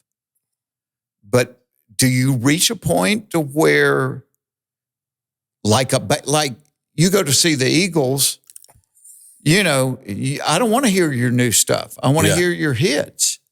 And musicians, it's the opposite of what we do. Because I tell my musician friends, you write 4 hits, you'll play till you're 90. Because people are going to drive to hear those 4 songs. Yeah. And they may like your new stuff, but they want to hear those 4 songs. Is it the opposite with a comic, or is it the same? Can I tell you what I would like to do? I've thought about this ad nauseum. Does that mean a lot? Yeah. Okay. Enough to make you sick. I would like to do, say like, the initial pitch was me, Sebastian, and Ali Wong. Only because we've all put out specials around the same time. So I think our fans are all roughly the same age and that, but I would like to do 3 nights at Red Rocks or 2 nights at Red Rocks. Do the first night, best of. And then the next night, all new. Sell a 2-day pass where people can go to both shows. Because bands like Widespread or the Eagles, they'll play 5 nights at the Forum. Yes. And people will buy tickets for all 5 nights. It came to me when we watched Metallica. Metallica did 3 nights in SoFi in LA. And my daughter Isla was like, I need tickets for all 3 nights. And I was like, baby, just go once. She goes, Dad, they're not playing the same song. Oh, wow. And I went, really? So she got tickets for all 3 nights and brought friends to all 3 nights, but she wanted to see their whole catalog. So I was like, how great would it be if you knew you were seeing like 1 night of old hits of all, or their best of, 30 minutes of it, just murder. And then the next night, 30 minutes of all new material, and you did 2 nights. It's just, I've gotten lucky with trying to put on different types of shows, like the outdoor during the pandemic. No one wanted to do that, and I was like kind of forced it. And I don't know if it would work. I'd like to try it though. I was going to try it. I want to do, and I've pitched this. I want to show from conception to arena. I want to show doing the note cards. Yeah. Like you're saying, I think this is a funny idea, and I think I know how to make it work. So, and show Tuesday nights with 30 people, Thursday nights with 50 people, and just show over months and months and months the growth of that new material until it ends on stage. Yeah. And because I think people like seeing behind the curtain. And I'm like, I think people would enjoy that. Like I was watching a thing how different bands wrote songs. And I'm always fascinated by that. but is it not the same thing with a joke? I am fascinated to watch the progression of someone's joke. And that's what I'm talking about. Go from a thought on a note card that ends up being a 12-minute bit. You're like, how the hell did that happen? I think people would be interested in seeing that, and I would like to shoot that because I've gotten to the point, when I was new to it, my bits were like 2 or 3 minutes long. Now my bits are 15, 20 minutes long. Yeah. I don't know if that's a good thing or a bad thing. I think it's a great thing. But to show that evolution of, hey, I had a thought about, is it funny, the phones we had growing up as opposed to the phones now? And then show, hey, that went from a thought to 8 minutes just on a telephone. I think people would like to see that. I think people would love to see what you're talking about because it's just to show. Yeah. So my question is, you're me. If you come to see me, do you want to see the new stuff or do you want to see the old honestly, stuff? in all honesty, the only reason I ever kept telling the machine was because I every time I saw Ron go on stage, I was hoping he'd tell tater salad. Sure. Every time. And he didn't. And I didn't dislike it, but I wanted it.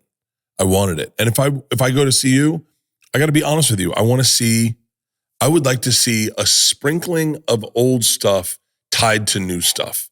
I think that's kind of what I do now I'm like, okay, I've got an hour and a half. I'll do 30 minutes of new stuff. I'll do 30 minutes of greatest hits and maybe 30 minutes off the last special. Yeah. So that would be, but you're a different ticket. Like I always say that I was trying to explain this the other day. It was like, that should be the name of your next special. You're a different ticket. But you are like you know what you are? You're a Christmas gift. You are an anniversary. You are you're I don't understand. You lost me on that. Like, so you're a ticket where I buy for the whole family. Like I'm like, guys, we're going to see Jeff Foxworthy. I think I'm a ticket where it's like who was I just talking to? Oh, it was Dana Gould. Dana Gould was saying, they were saying, they were talking, and I apologize, Dana, if I'm speaking out of school, but they were like, how were his shows? And they were like, a lot of single tickets. Like a lot of just one person loves Dana Gould. And maybe they're a little bit of a loner and they came to see Dana Gould by themselves, didn't drink, just watched it and left. And, but I think I'm more of a party ticket. I think people buy a clump of tickets for me. You definitely are. And you're someone that you can bring the whole family to. But in saying that, and this is crazy, but like I watched Sebastian. Sebastian did it really nice. He did about 30 of old stuff and probably 30 of new stuff, maybe less old. I say 30 because I got my fill of it. So maybe it was like 15 or 20. But I brought so many people to see him, I wanted to make sure he murdered with like the best ofs. Sure. So now that I say that, I go, man, maybe I should be telling. Like this last week, I told the other night in Halifax, someone yelled a joke out, and I was like, I'll tell it, because it's an outdoor stadium or whatever. So I was like, I'll tell it, and I ended up doing long anyway. That's a great question. But that's why I told the machine, because I don't know the answer to that. I don't either, and it's hard. It's like telling if you smell. You can never tell if you smell. Oh, yeah, I guess you can. What am I talking about? I knew I had smelled that thought on the elevator yesterday. Does this lady know she stinks? Yeah. Because there are people that smell like shit. You're like, do you not know? Do you not know? Do you not know? But you got to think, like you're saying, like you taking people to see Sebastian. People are doing that to see you. Yeah, is people are going, y'all got to come see Bert. And so maybe, have you had this happen? Have you had people that will come up and go, hey, I have people like, hey, will you tell the story about when you saw your grandmother naked? And I'm like, crap, how does that start? Oh, I might remember a punchline out of it, but I don't remember the bit. I had someone because it was a lot of material has gone under the bridge since then. A lot of, someone's like, tell the ziplining story. And this ziplining story was a really interesting bit in my career because it was my first Netflix special, Secret Time, and it was my closer. And it murdered. I mean, it murdered, and it had the energy of, and that's my show. Thank you very much. I mean, great tag at the end, great everything about it. And I moved it to 23 minutes because they told me that no one watched past 30 minutes. So I was like, all right, this is a 5-minute, 6-minute bit. If I tell that here, then I bet they've just seen my closer. I bet they watched the rest of the thing. And then my rate of retention was like 96%. Wow. And Netflix was like stunned. And they're like, what did you do different? Wow. I told them I moved my closer to 23 minutes. But that bit, it was a monster bit. And the other night someone said, do the ziplining bit. I could not tell you how it started. You couldn't remember it. Yeah. I couldn't. And I was like, I don't really know. It was your closer. It was my closer. Yeah. I mean, I couldn't even tell you what. So you're not being rude by going, I can't tell it. No. It's like, dude, I don't remember how it started. I don't remember it at all.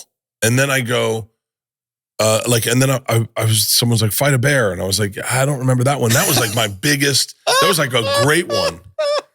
But it's like, but I've written so much material. How about this? Have you ever written the same joke twice? Yes. Or have you ever done this? Because like, for whatever reason, I write a lot of material in the shower. Yeah.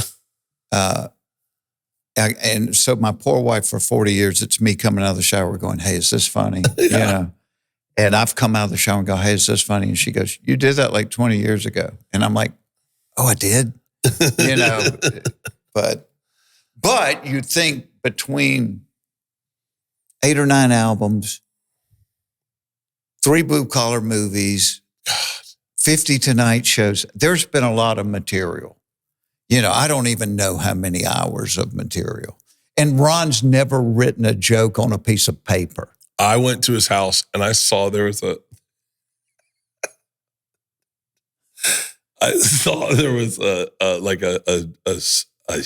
is his old house in LA. There was like a marker board, you know, like where you put, and it just said my feet hurt on there. So I was like, oh, I must be writing a bit about his feet. And I was like, so what are you working on? Any new stuff? He goes, I got some new stuff. I said, anything about plantar fasciitis or anything? And he was like, huh? I go, your feet? He goes, my feet hurt. And I go, yeah, I know, I saw it on your board. And he goes, no, my feet hurt. I go, did you just write that to remind yourself? He's like, oh yeah, I wrote that down. My feet hurt so bad I just wrote it down. He doesn't write shit down. Oh, nothing. Vic Henley used to call me. He goes, we're on the bus. He's sitting there telling the story about him going to buy a sandwich, and I'm dying laughing. I'm like, you got to write this down. You got to write this down. And then he never does, and he doesn't remember it the next day. Yeah. He's never written a joke down. I cannot fathom that. I write everything down. What I haven't noticed is, what I haven't done lately, which kind of bummed me out, is I've been very creative and I have said things in meetings that are very funny that I haven't written down. And then the other day, I said something. We were working with this guy who smelled aggressive, and I wrote a joke about it. And then this weekend, I changed it and made it kind of more a little accessible. I said I had an Uber driver who smelled like 7 Uber drivers, and so that worked. Leanne remembers the original it's iteration. So stupid, it's funny. Yeah. That's really funny. Yeah, and so like I'm trying to do, because I'm funny in conversation. Like I'm funny talking to people, but I don't write it down a lot of times. But I put everything in notes on Anybody listening to this that thinks they want to be a comic, learn to write it down every time. I guess I got drunk last night and wrote. I guess I was writing down notes for this interview. I want to hear the last comedy thought you wrote down. Last comedy thought? Yeah.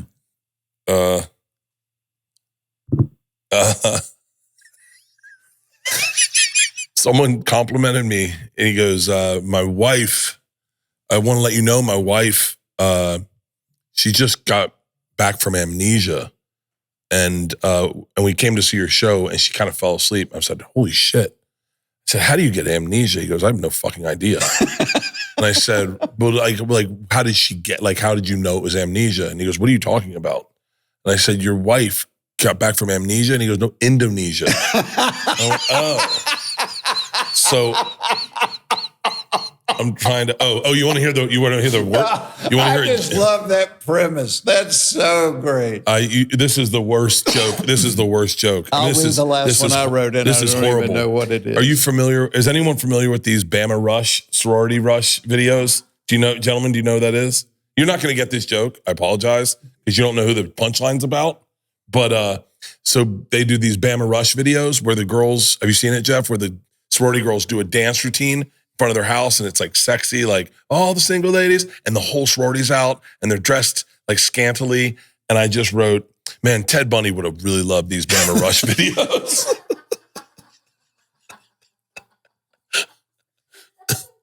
You guys don't know who Ted Bundy? Oh, you do? I figured it was just an age thing because he died when he got murdered when I was like 10.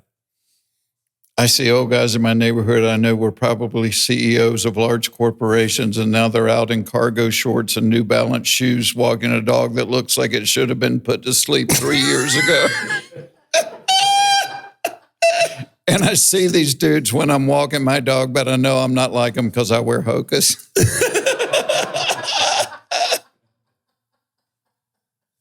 But I had that thought the other night walking, and there's a guy, and this guy did something important at some point in his life, and now he just looks like he's waiting to die walking this old dog. I like the flip of what I like about that joke, and this is the flip of you noticing old guys as you're walking your dog going, I'm not one of them, and then you go, shit, what do they think of me? And you're like, I'm different. I wear Hokas. Yeah. My dad and I were golfing one time, and these two guys pulled up. And my dad goes, what the fuck?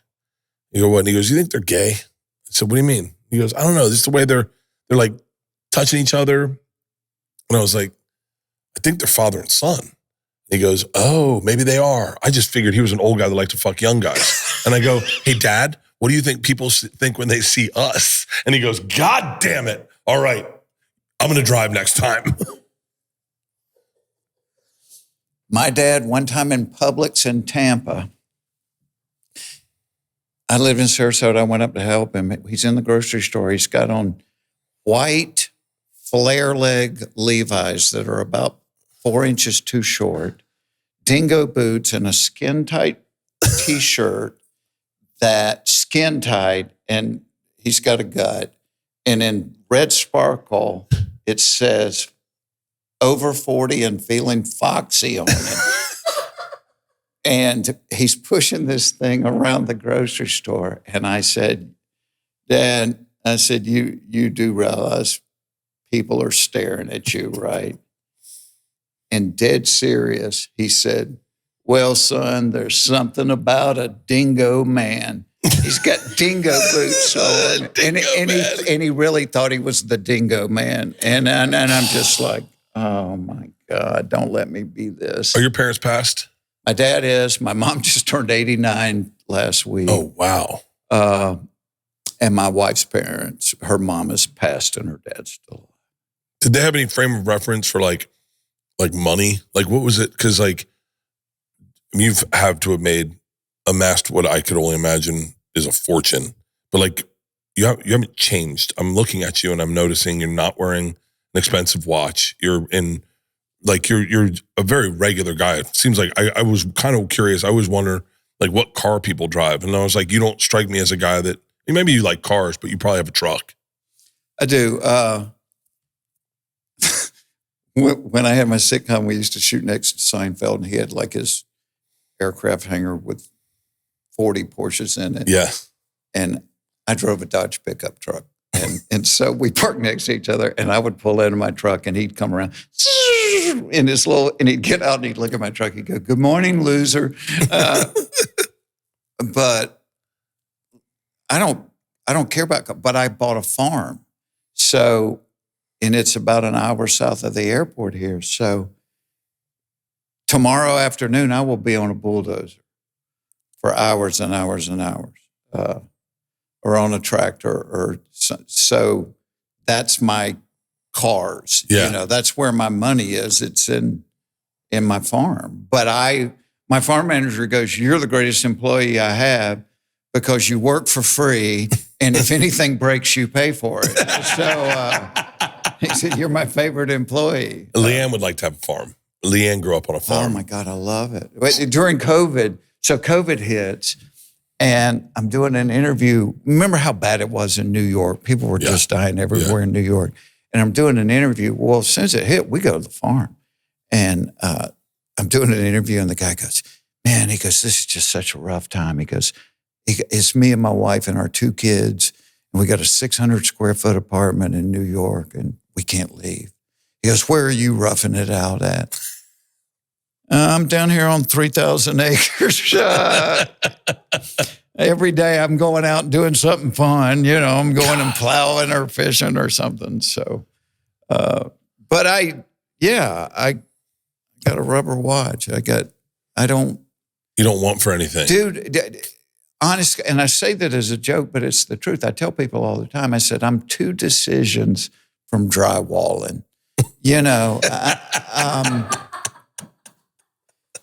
And it's the truth. Yeah. And so do you look at your life like this? I'm like, holy hell, I got the Willy Wonka golden ticket because I love what I do. Mm-hmm. And I've never felt like I thought growing up, the kind of people I grew up around with, that you had to have a job and you had to hate your job. I thought my dad, I think he's learned to love it because he realizes what it's provided for a great life for him, but he hated his job when I was growing up. Yeah, I think most people hate their job. And so I go, after 40 years, I still love my job. I still can't figure it out. The thrill of writing a new joke that works has not changed in 40 years. Yeah, no, it hasn't. I did a joke Saturday night. So I was saying I was trying to stay out of the old people's club. I said, you can tell people they're in it, like the guys have that pea spot. And I knew there was a joke about the pea spot. And I said, I figured out what it is. I said, like when you go put gas in your car and you put the nozzle on automatic, and when it clicks, the pump's telling you, that's it, there's no more gas coming out. And then you pull the nozzle out of the car and it dribbles down the side of the car in the ground. I said, that's what happens to old men, is they get the click while they're peeing to say there's nothing else coming out. And then they pull it, and you damn liar, there was still some in the hose. But it got a great laugh. And it just made me happy I'm like, the whole set's worth it because that new line got a great laugh, right? Yeah. And the beauty about our job is that I don't think, I remember there was a kid that I was at the St. Louis Helium. He was a manager. He took me to radio, and I'm coming back from radio, and I think we had drank on radio, and I hadn't sold any tickets, and I was just like, ugh, and it was right when we were talking about that transition in my life. That was that 4 months was that area, and he said to me, I was looking at this old guy come out of a gas station in like socks and slides with basketball shorts and a wife beater, lighting a cigarette. And I just thought, I bet he's not worried about his career. I'm worried about my career. And this manager just casually goes, so how long are you going to be able to do this? And I was like, huh? He's like, I mean, you're not going to be like 50 doing stand-up, are you? Wow. And I was like, I didn't know there was a timeline. Like he was like, well, you don't want to be 50 and still doing clubs. And by the way, at that time, I was like, I wasn't looking past today. And then I was like, well, no. And then I got lucky, and I think things started happening for me. But still today, I was like, I actually would be cool with whatever the trajectory of my career is. If I go we had a big argument about, I wanted to do theaters in 2026 because I'm getting ready for a special. And if you just do arenas, you get 1 show a night. But with theaters, you can do 2. And maybe even multiples in certain cities, and you can stay a little later. You can come in earlier. You can do 2 on a Wednesday, 2 on a Thursday, 2 on a Friday, 2 on a Saturday, 2 on a Sunday. And someone was like, what about the optics of that? Like moving back to theaters, you don't want to be seen as that. And I was like, for God's I was like, what are you talking about? And theaters are the most fun. Theaters are and they all have such a different thumbprint. Yes. And I was like, arenas are too big. You make more money. Yeah. But The guy in the 10th row isn't even looking at you. He's looking at the screen. He's looking at the screen. It's crazy. You know, arenas are fun. I had a great time doing them, and I'll do them in the beginning of, or at the end of this year. I'll do 3 months of arenas. But I was like, in order to get ready for a special, I can't do arenas. No, you can't try new stuff there. I want to be not only in the club, I don't want to be there on a Saturday night, because Saturday nights are great crowds. I want to be there on a Tuesday night when there's 30 people that are going to be honest. Yeah. Where I can do something and it doesn't get a laugh, and I could go, is that not funny, or did you not understand what I was trying to set up there? I was like. But let me ask you this. So I just watched the Billy Joel. Everyone says that's amazing. Amazing. But, so he comes out with Album of the Year. Follows that up with Album of the Year. Follows that up with Album of the Year. And all of a sudden, you realize that the joy has gone, and all you're trying to do is stay at that line. See, that like the other night, somebody inquired about me doing another special, and I said, dude, I'm about to be 67. I said, nobody wants to see a 67-year-old do comedy. And furthermore, because I'm reading a book right now. Hold on. I took a screenshot of it this morning. It's called From Strength to Strength. Isn't it amazing? It's life-changing. What's the name of it? From Strength to Strength by Arthur Brooks. And he studied all kind of occupations, mathematicians, scientists, composers, writers. And it shows how in your 20s and 30s, everything you're going to produce, all the good stuff, tops out there. And the rest of your life, it's a downhill thing. So, and think about musicians, their 20s and 30s, they're doing their good stuff. Nobody's 60s putting out a new album that you're rushing out to buy. But he's saying that doesn't mean your life is over at that point, because as you get further on, you become like a library. You become an encyclopedia. After 4 decades, there's a lot of shit I know about comedy. Yeah. I'm not doing my best. And I said, I don't want to do a special because I don't want somebody going, crap, it's not nearly as good as the one he did back then. I think not that I still can't write funny jokes. I know how to write jokes, but my best work is behind me, right? And I don't want it to be compared. I don't know. It's okay. So this was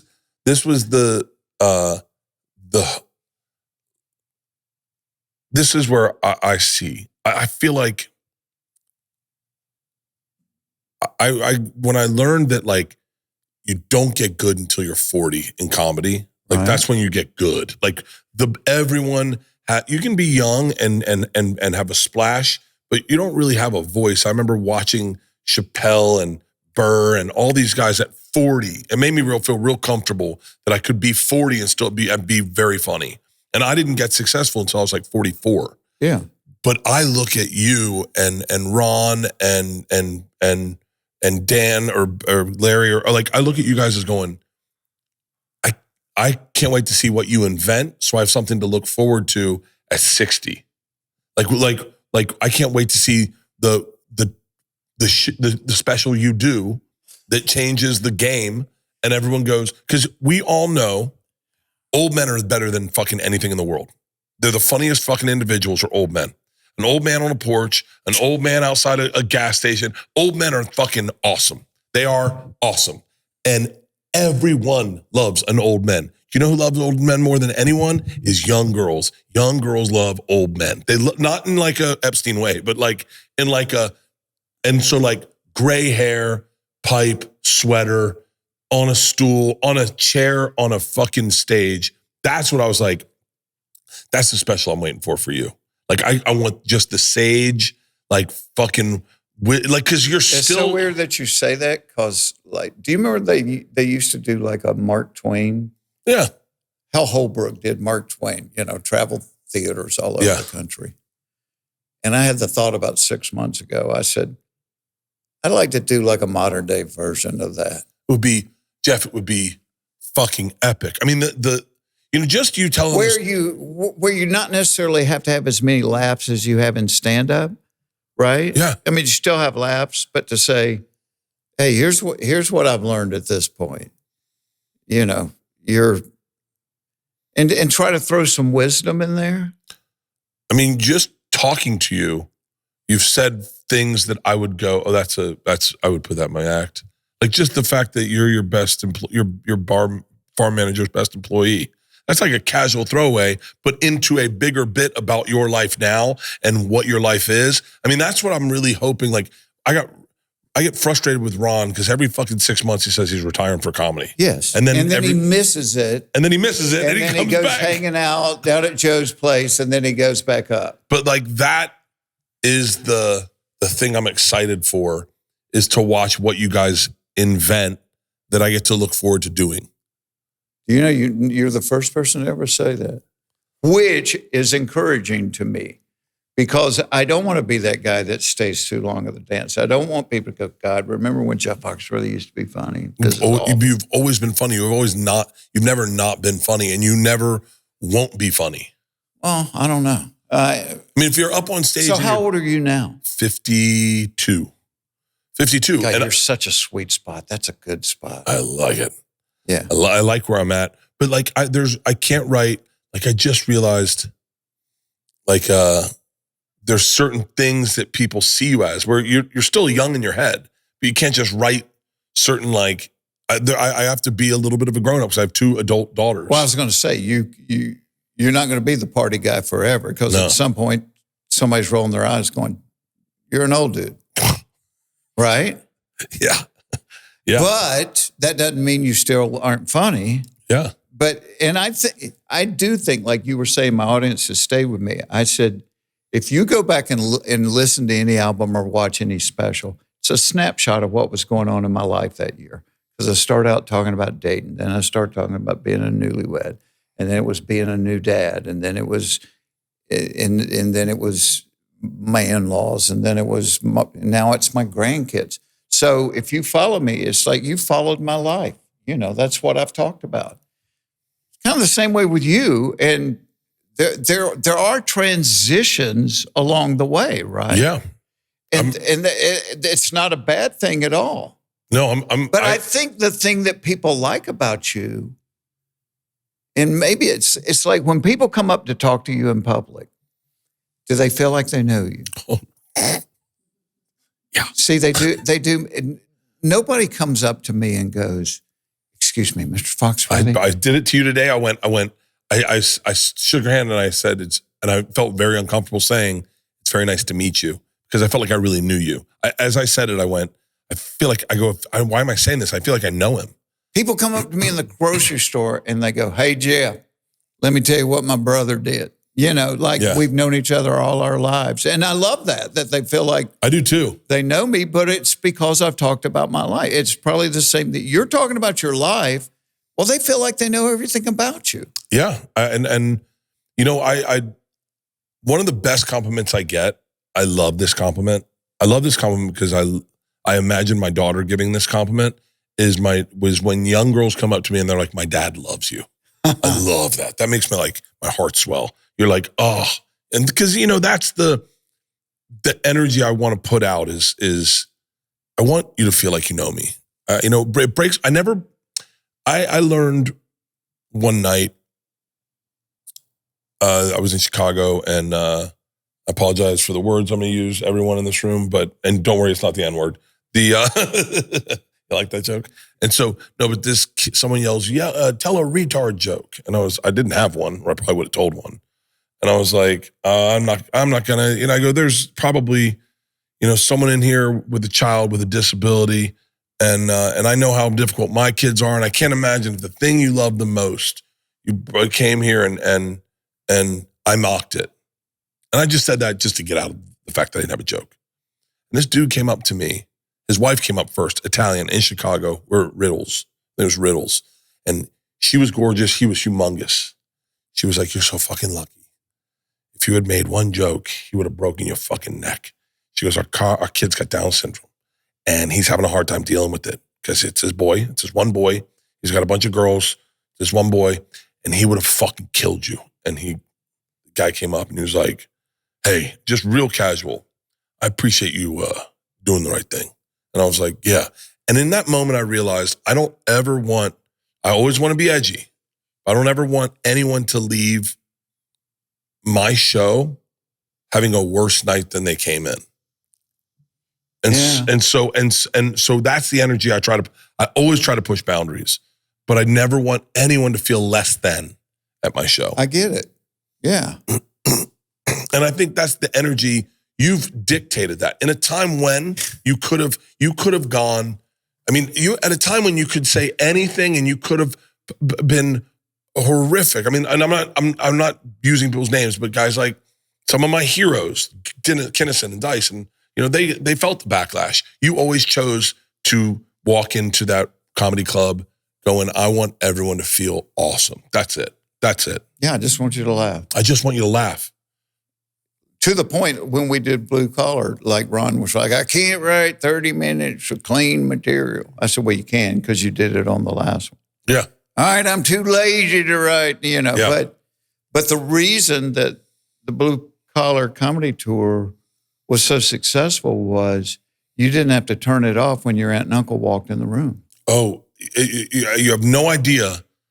When you or Bill or Ron or Brian Regan would come on Sirius XM, I remember, babe, do you remember we were driving over Laurel Canyon and we were listening to, it was you, and then it transitioned over to Brian Regan on Sirius XM. It must have been the clean channel or whatever. And the clean channel. My daughters are laughing. They're laughing at you first. I think it was you. I want to say it was you, Bill, then Brian Regan in the lineup. They're laughing in the back. We're all laughing. And Leanne goes, hey, this is what Dad does for a living. And they're like, what?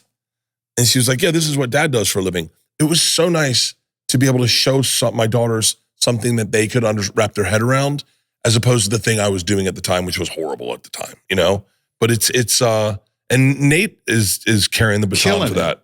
Leanne Morgan. Leanne Morgan's show is awesome. Killing it. Yeah. Awesome. Leanne is I root for her so much because that's a really funny person that grinded for a long time. For a long time. Before it finally clicked, and she's funny. But to me, I get my bristles up. Like if I'll do an interview and somebody will say, yeah, but you're a clean comic. Because I don't think you're a clean comic. To me, that implies not as funny, right? Yeah. And Ron will say about me, he goes, you know what your secret is you can camouflage a dick joke better than anybody. Yeah. And I start thinking of, yes, I love a dick joke. Yes. But how do I do it without saying dick, you know? Well, Nate is inarguably, I would even say a Christian clean comic. Yeah, he could perform in a church, right? But man, I don't see it. I just see it as funny. Same with you. Same with you. Same with Ron. Same with Larry. Same with Bill. Clean. Brian Regan. Regan. Clean. So funny. Amazing. Gaffigan, yeah. Kathleen Madigan, I think. Kathleen Madigan, it makes me gut laugh. Oh. What a great comic. She is phenomenal. God, man. But the beautiful thing about what we do is you want to be a musician, you go to music school. You want to be an actor, you take acting classes. There are no comedy classes. There's no good ones. You want to be a comic, you hang out with comics. Mm-hmm. And there is no right or wrong way to do it, which makes me a fan that, hey, this is the way I figured out for me to do it. Well, you do it a different way, but you still make me laugh. Funny's funny. Yeah. Right? Mm-hmm. Nate makes me laugh, but I can laugh at the bluest person on the planet. Kinnison made me gut laugh. Chappelle makes me laugh.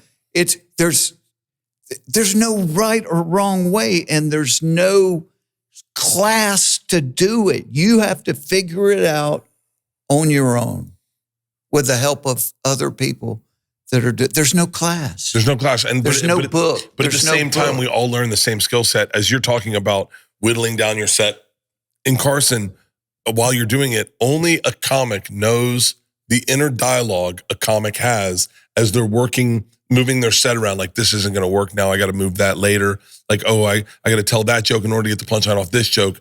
I can tag it with that. Let me put that. It's only a comic intimately understands that mindset. Well, and only it's funny when you first start in this business, you're very, he's a hack, or he's not funny, or she's not funny, or the longer you do it, I know anybody that I meet that's had success in that, I know what you've had to deal with to get there. And I know the grind. And so I feel a kinship. It's you and I have never met before today. I feel a kinship with you. Oh, absolutely. Because I look at the amount of content you put out and I'm like, this dude knows. This dude knows the grind. This dude knows what it's like to travel all night long and get there, and you feel like shit, and you still got to go out and you got to try. And he tries the new joke and it works, and that made it all worthwhile.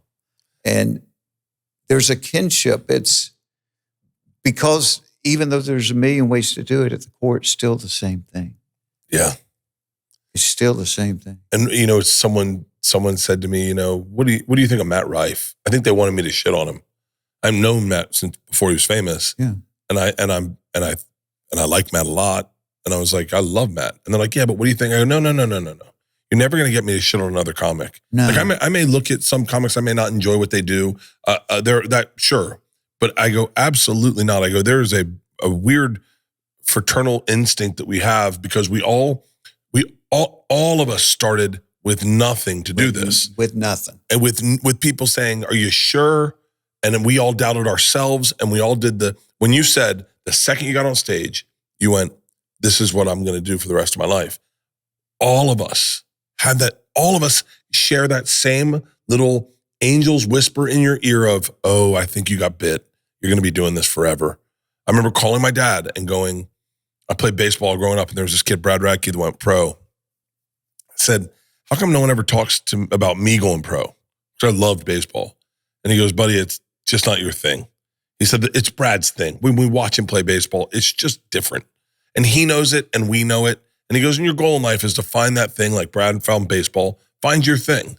And that first time I did stand up, I called my dad. I went back to my apartment, called my dad. I was like, I think I found my thing. Like, this is what I'm going to do. And that is why, like, you're never going to catch me trashing a comic because we all started the same place. Which is why I asked you the question, the gun to that. Oh, it's stand-up. Because there's not a lot of people that do what we do. There's not. And there's more people that bench 400 pounds than do what we do. Right. And so you realize, hey, I'm not crazy, that there's other people whose brains work the way mine works. But I feel it's such an honor to be a comic, to walk up there and feel like everybody in the room needs to shut up and listen to what I have to say, right? So, my God, what an egotistical thing, right? Yeah. But somebody asked me not long ago, they said, what do you think when you walk on stage? And I said, I think I'm about to go talk to my friends. And that's the way I think of the audience. They're my friends. Let me tell you what's going on in my life. And I was talking to a guy that was in my TV show, and he's like, I used to do stand-up, but I just, I want to get back into it. It's just the nerves. How do you deal with it all day? And I go, what are you talking about? Right. I was like, I have zero nerves. I get excited. And the second I can be, like, I have anxiety right now because I have to fly later tonight, and I don't like flying. I can have anxiety. I used to have anxiety all day Sunday about the flight on Monday, all day. The second they said, ladies and gentlemen, Bert Kreischer, it disappeared, and the weight of the world just dropped, and I was like, I'm home. And I think that's why I go long on stage, because I just love being on stage. Oh, I do too. And the longer I go, I'm over hotel rooms and I'm over airplanes. But when you're standing there on the side of the thing and the lights go down and people start, you haven't said a word, you're not on stage, it's just start, and the lights go down and they start clapping. And I'm like, shit, let's go. Let's go. Isn't that just it's the best. It's the fucking best. I think everyone should try stand-up. Have you guys ever tried stand-up? No? Just into production? God. Everybody should try. I said to my wife one time early on, I said, let me write you 5 minutes of stand-up so you can see what it's like. She said, absolutely not. She said, if I'm in a bad play, there's somebody else to blame it on. Either the script or the director or the light. She said, when you die doing stand-up, you are the writer, you are the director, you are the performer. It's just you. And I said, yeah, but when it goes good, it's just you. It's just you. Leanne got up on stage. There's an old song. Leanne, what's the song we were singing? You ever heard that? The John Prine song? We did this, I do this big summer festival every year. And it's like 10 comics. And I go on last, and I brought Leanne on, and we did our own version of those songs, and we'd sing them. And that was the closest Leanne's ever gotten to doing stand-up, is to watch, 12,000 people laugh at her joke. She was writing her lyrics. I wrote her, what were my lyrics I wrote about you? She watched every episode of Joe Rogan. Build that wall is her favorite slogan.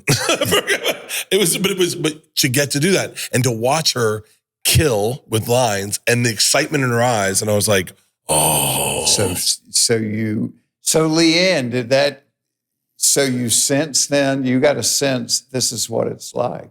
I got a sense of what it's like, yeah. I really liked because I wrote new lyrics every night. Yeah. He sang the same lyrics, and I wrote new ones every week. I think we did for 4 weeks. Yeah, I was also doing an act. I had But I mean, I really liked that part of it, but I didn't really care if I was on stage or not. Does that make sense? You liked the creative part of it, but you didn't have to perform it. I was very kind of shy feeling on stage, but I loved the writing of the lyrics. That was really fun. It was really fun, too, to try. It's fun. It's fun when you come up with something and it's funny. It's wild. It is. It's still fun. I'll tell you what, when you put a gun to my head and what I do, we were talking last night about whether I start taking things off my plate, because I have so much stuff going on that you start looking at, I have 3 podcasts, and it's like, I don't need 3. But then I look at this podcast and I go, I would never get an opportunity to sit for 2 hours with you and talk comedy and life. And so this is, I would do this. This is like PBS for me. Like, this is a gift to myself. I hung out with John Driscoll Hopkins from the Zach Brown Band.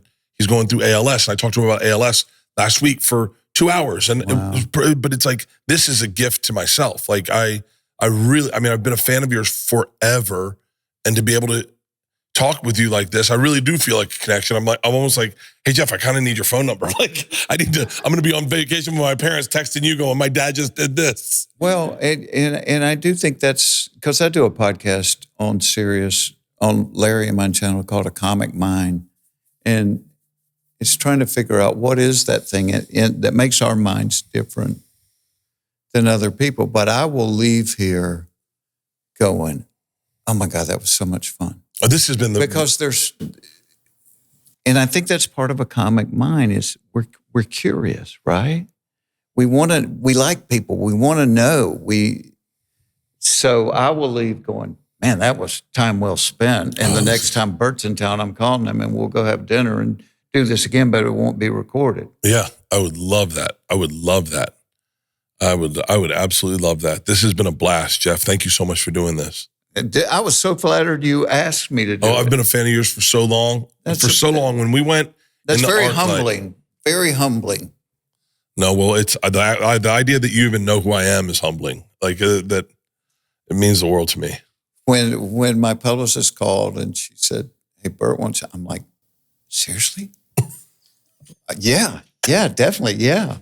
But I'm still, and I hope I never lose that still interested, still curious, still, when people come up and they go, I know you hate this. And I go, I really don't. I like people. Yeah.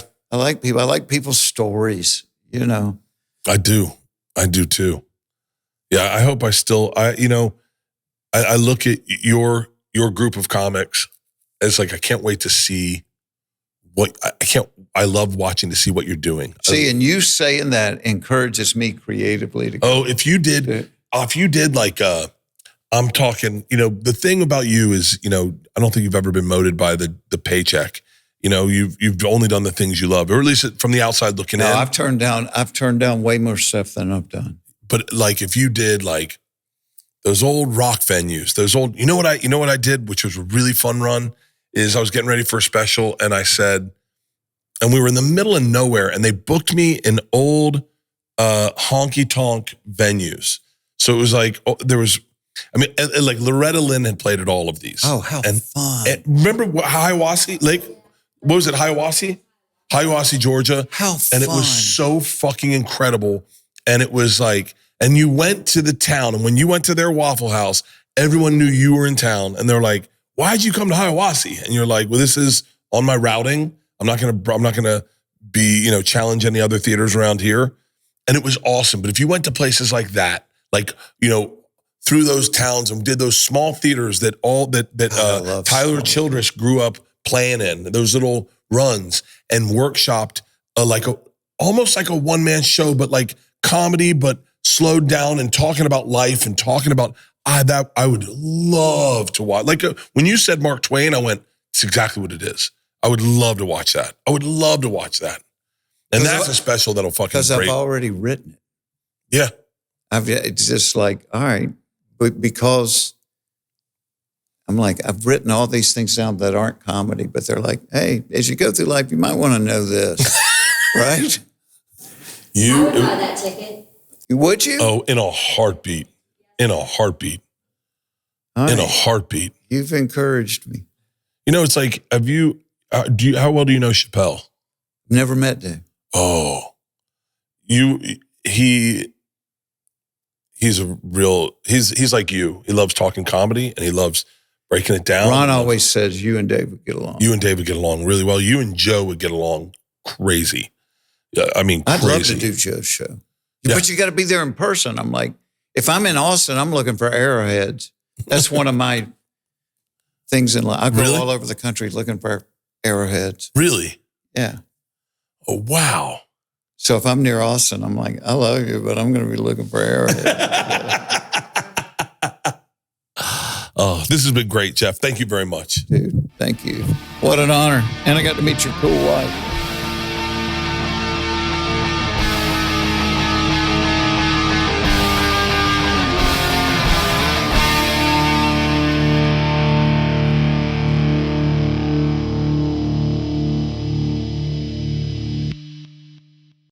This episode was brought to you by The Machine.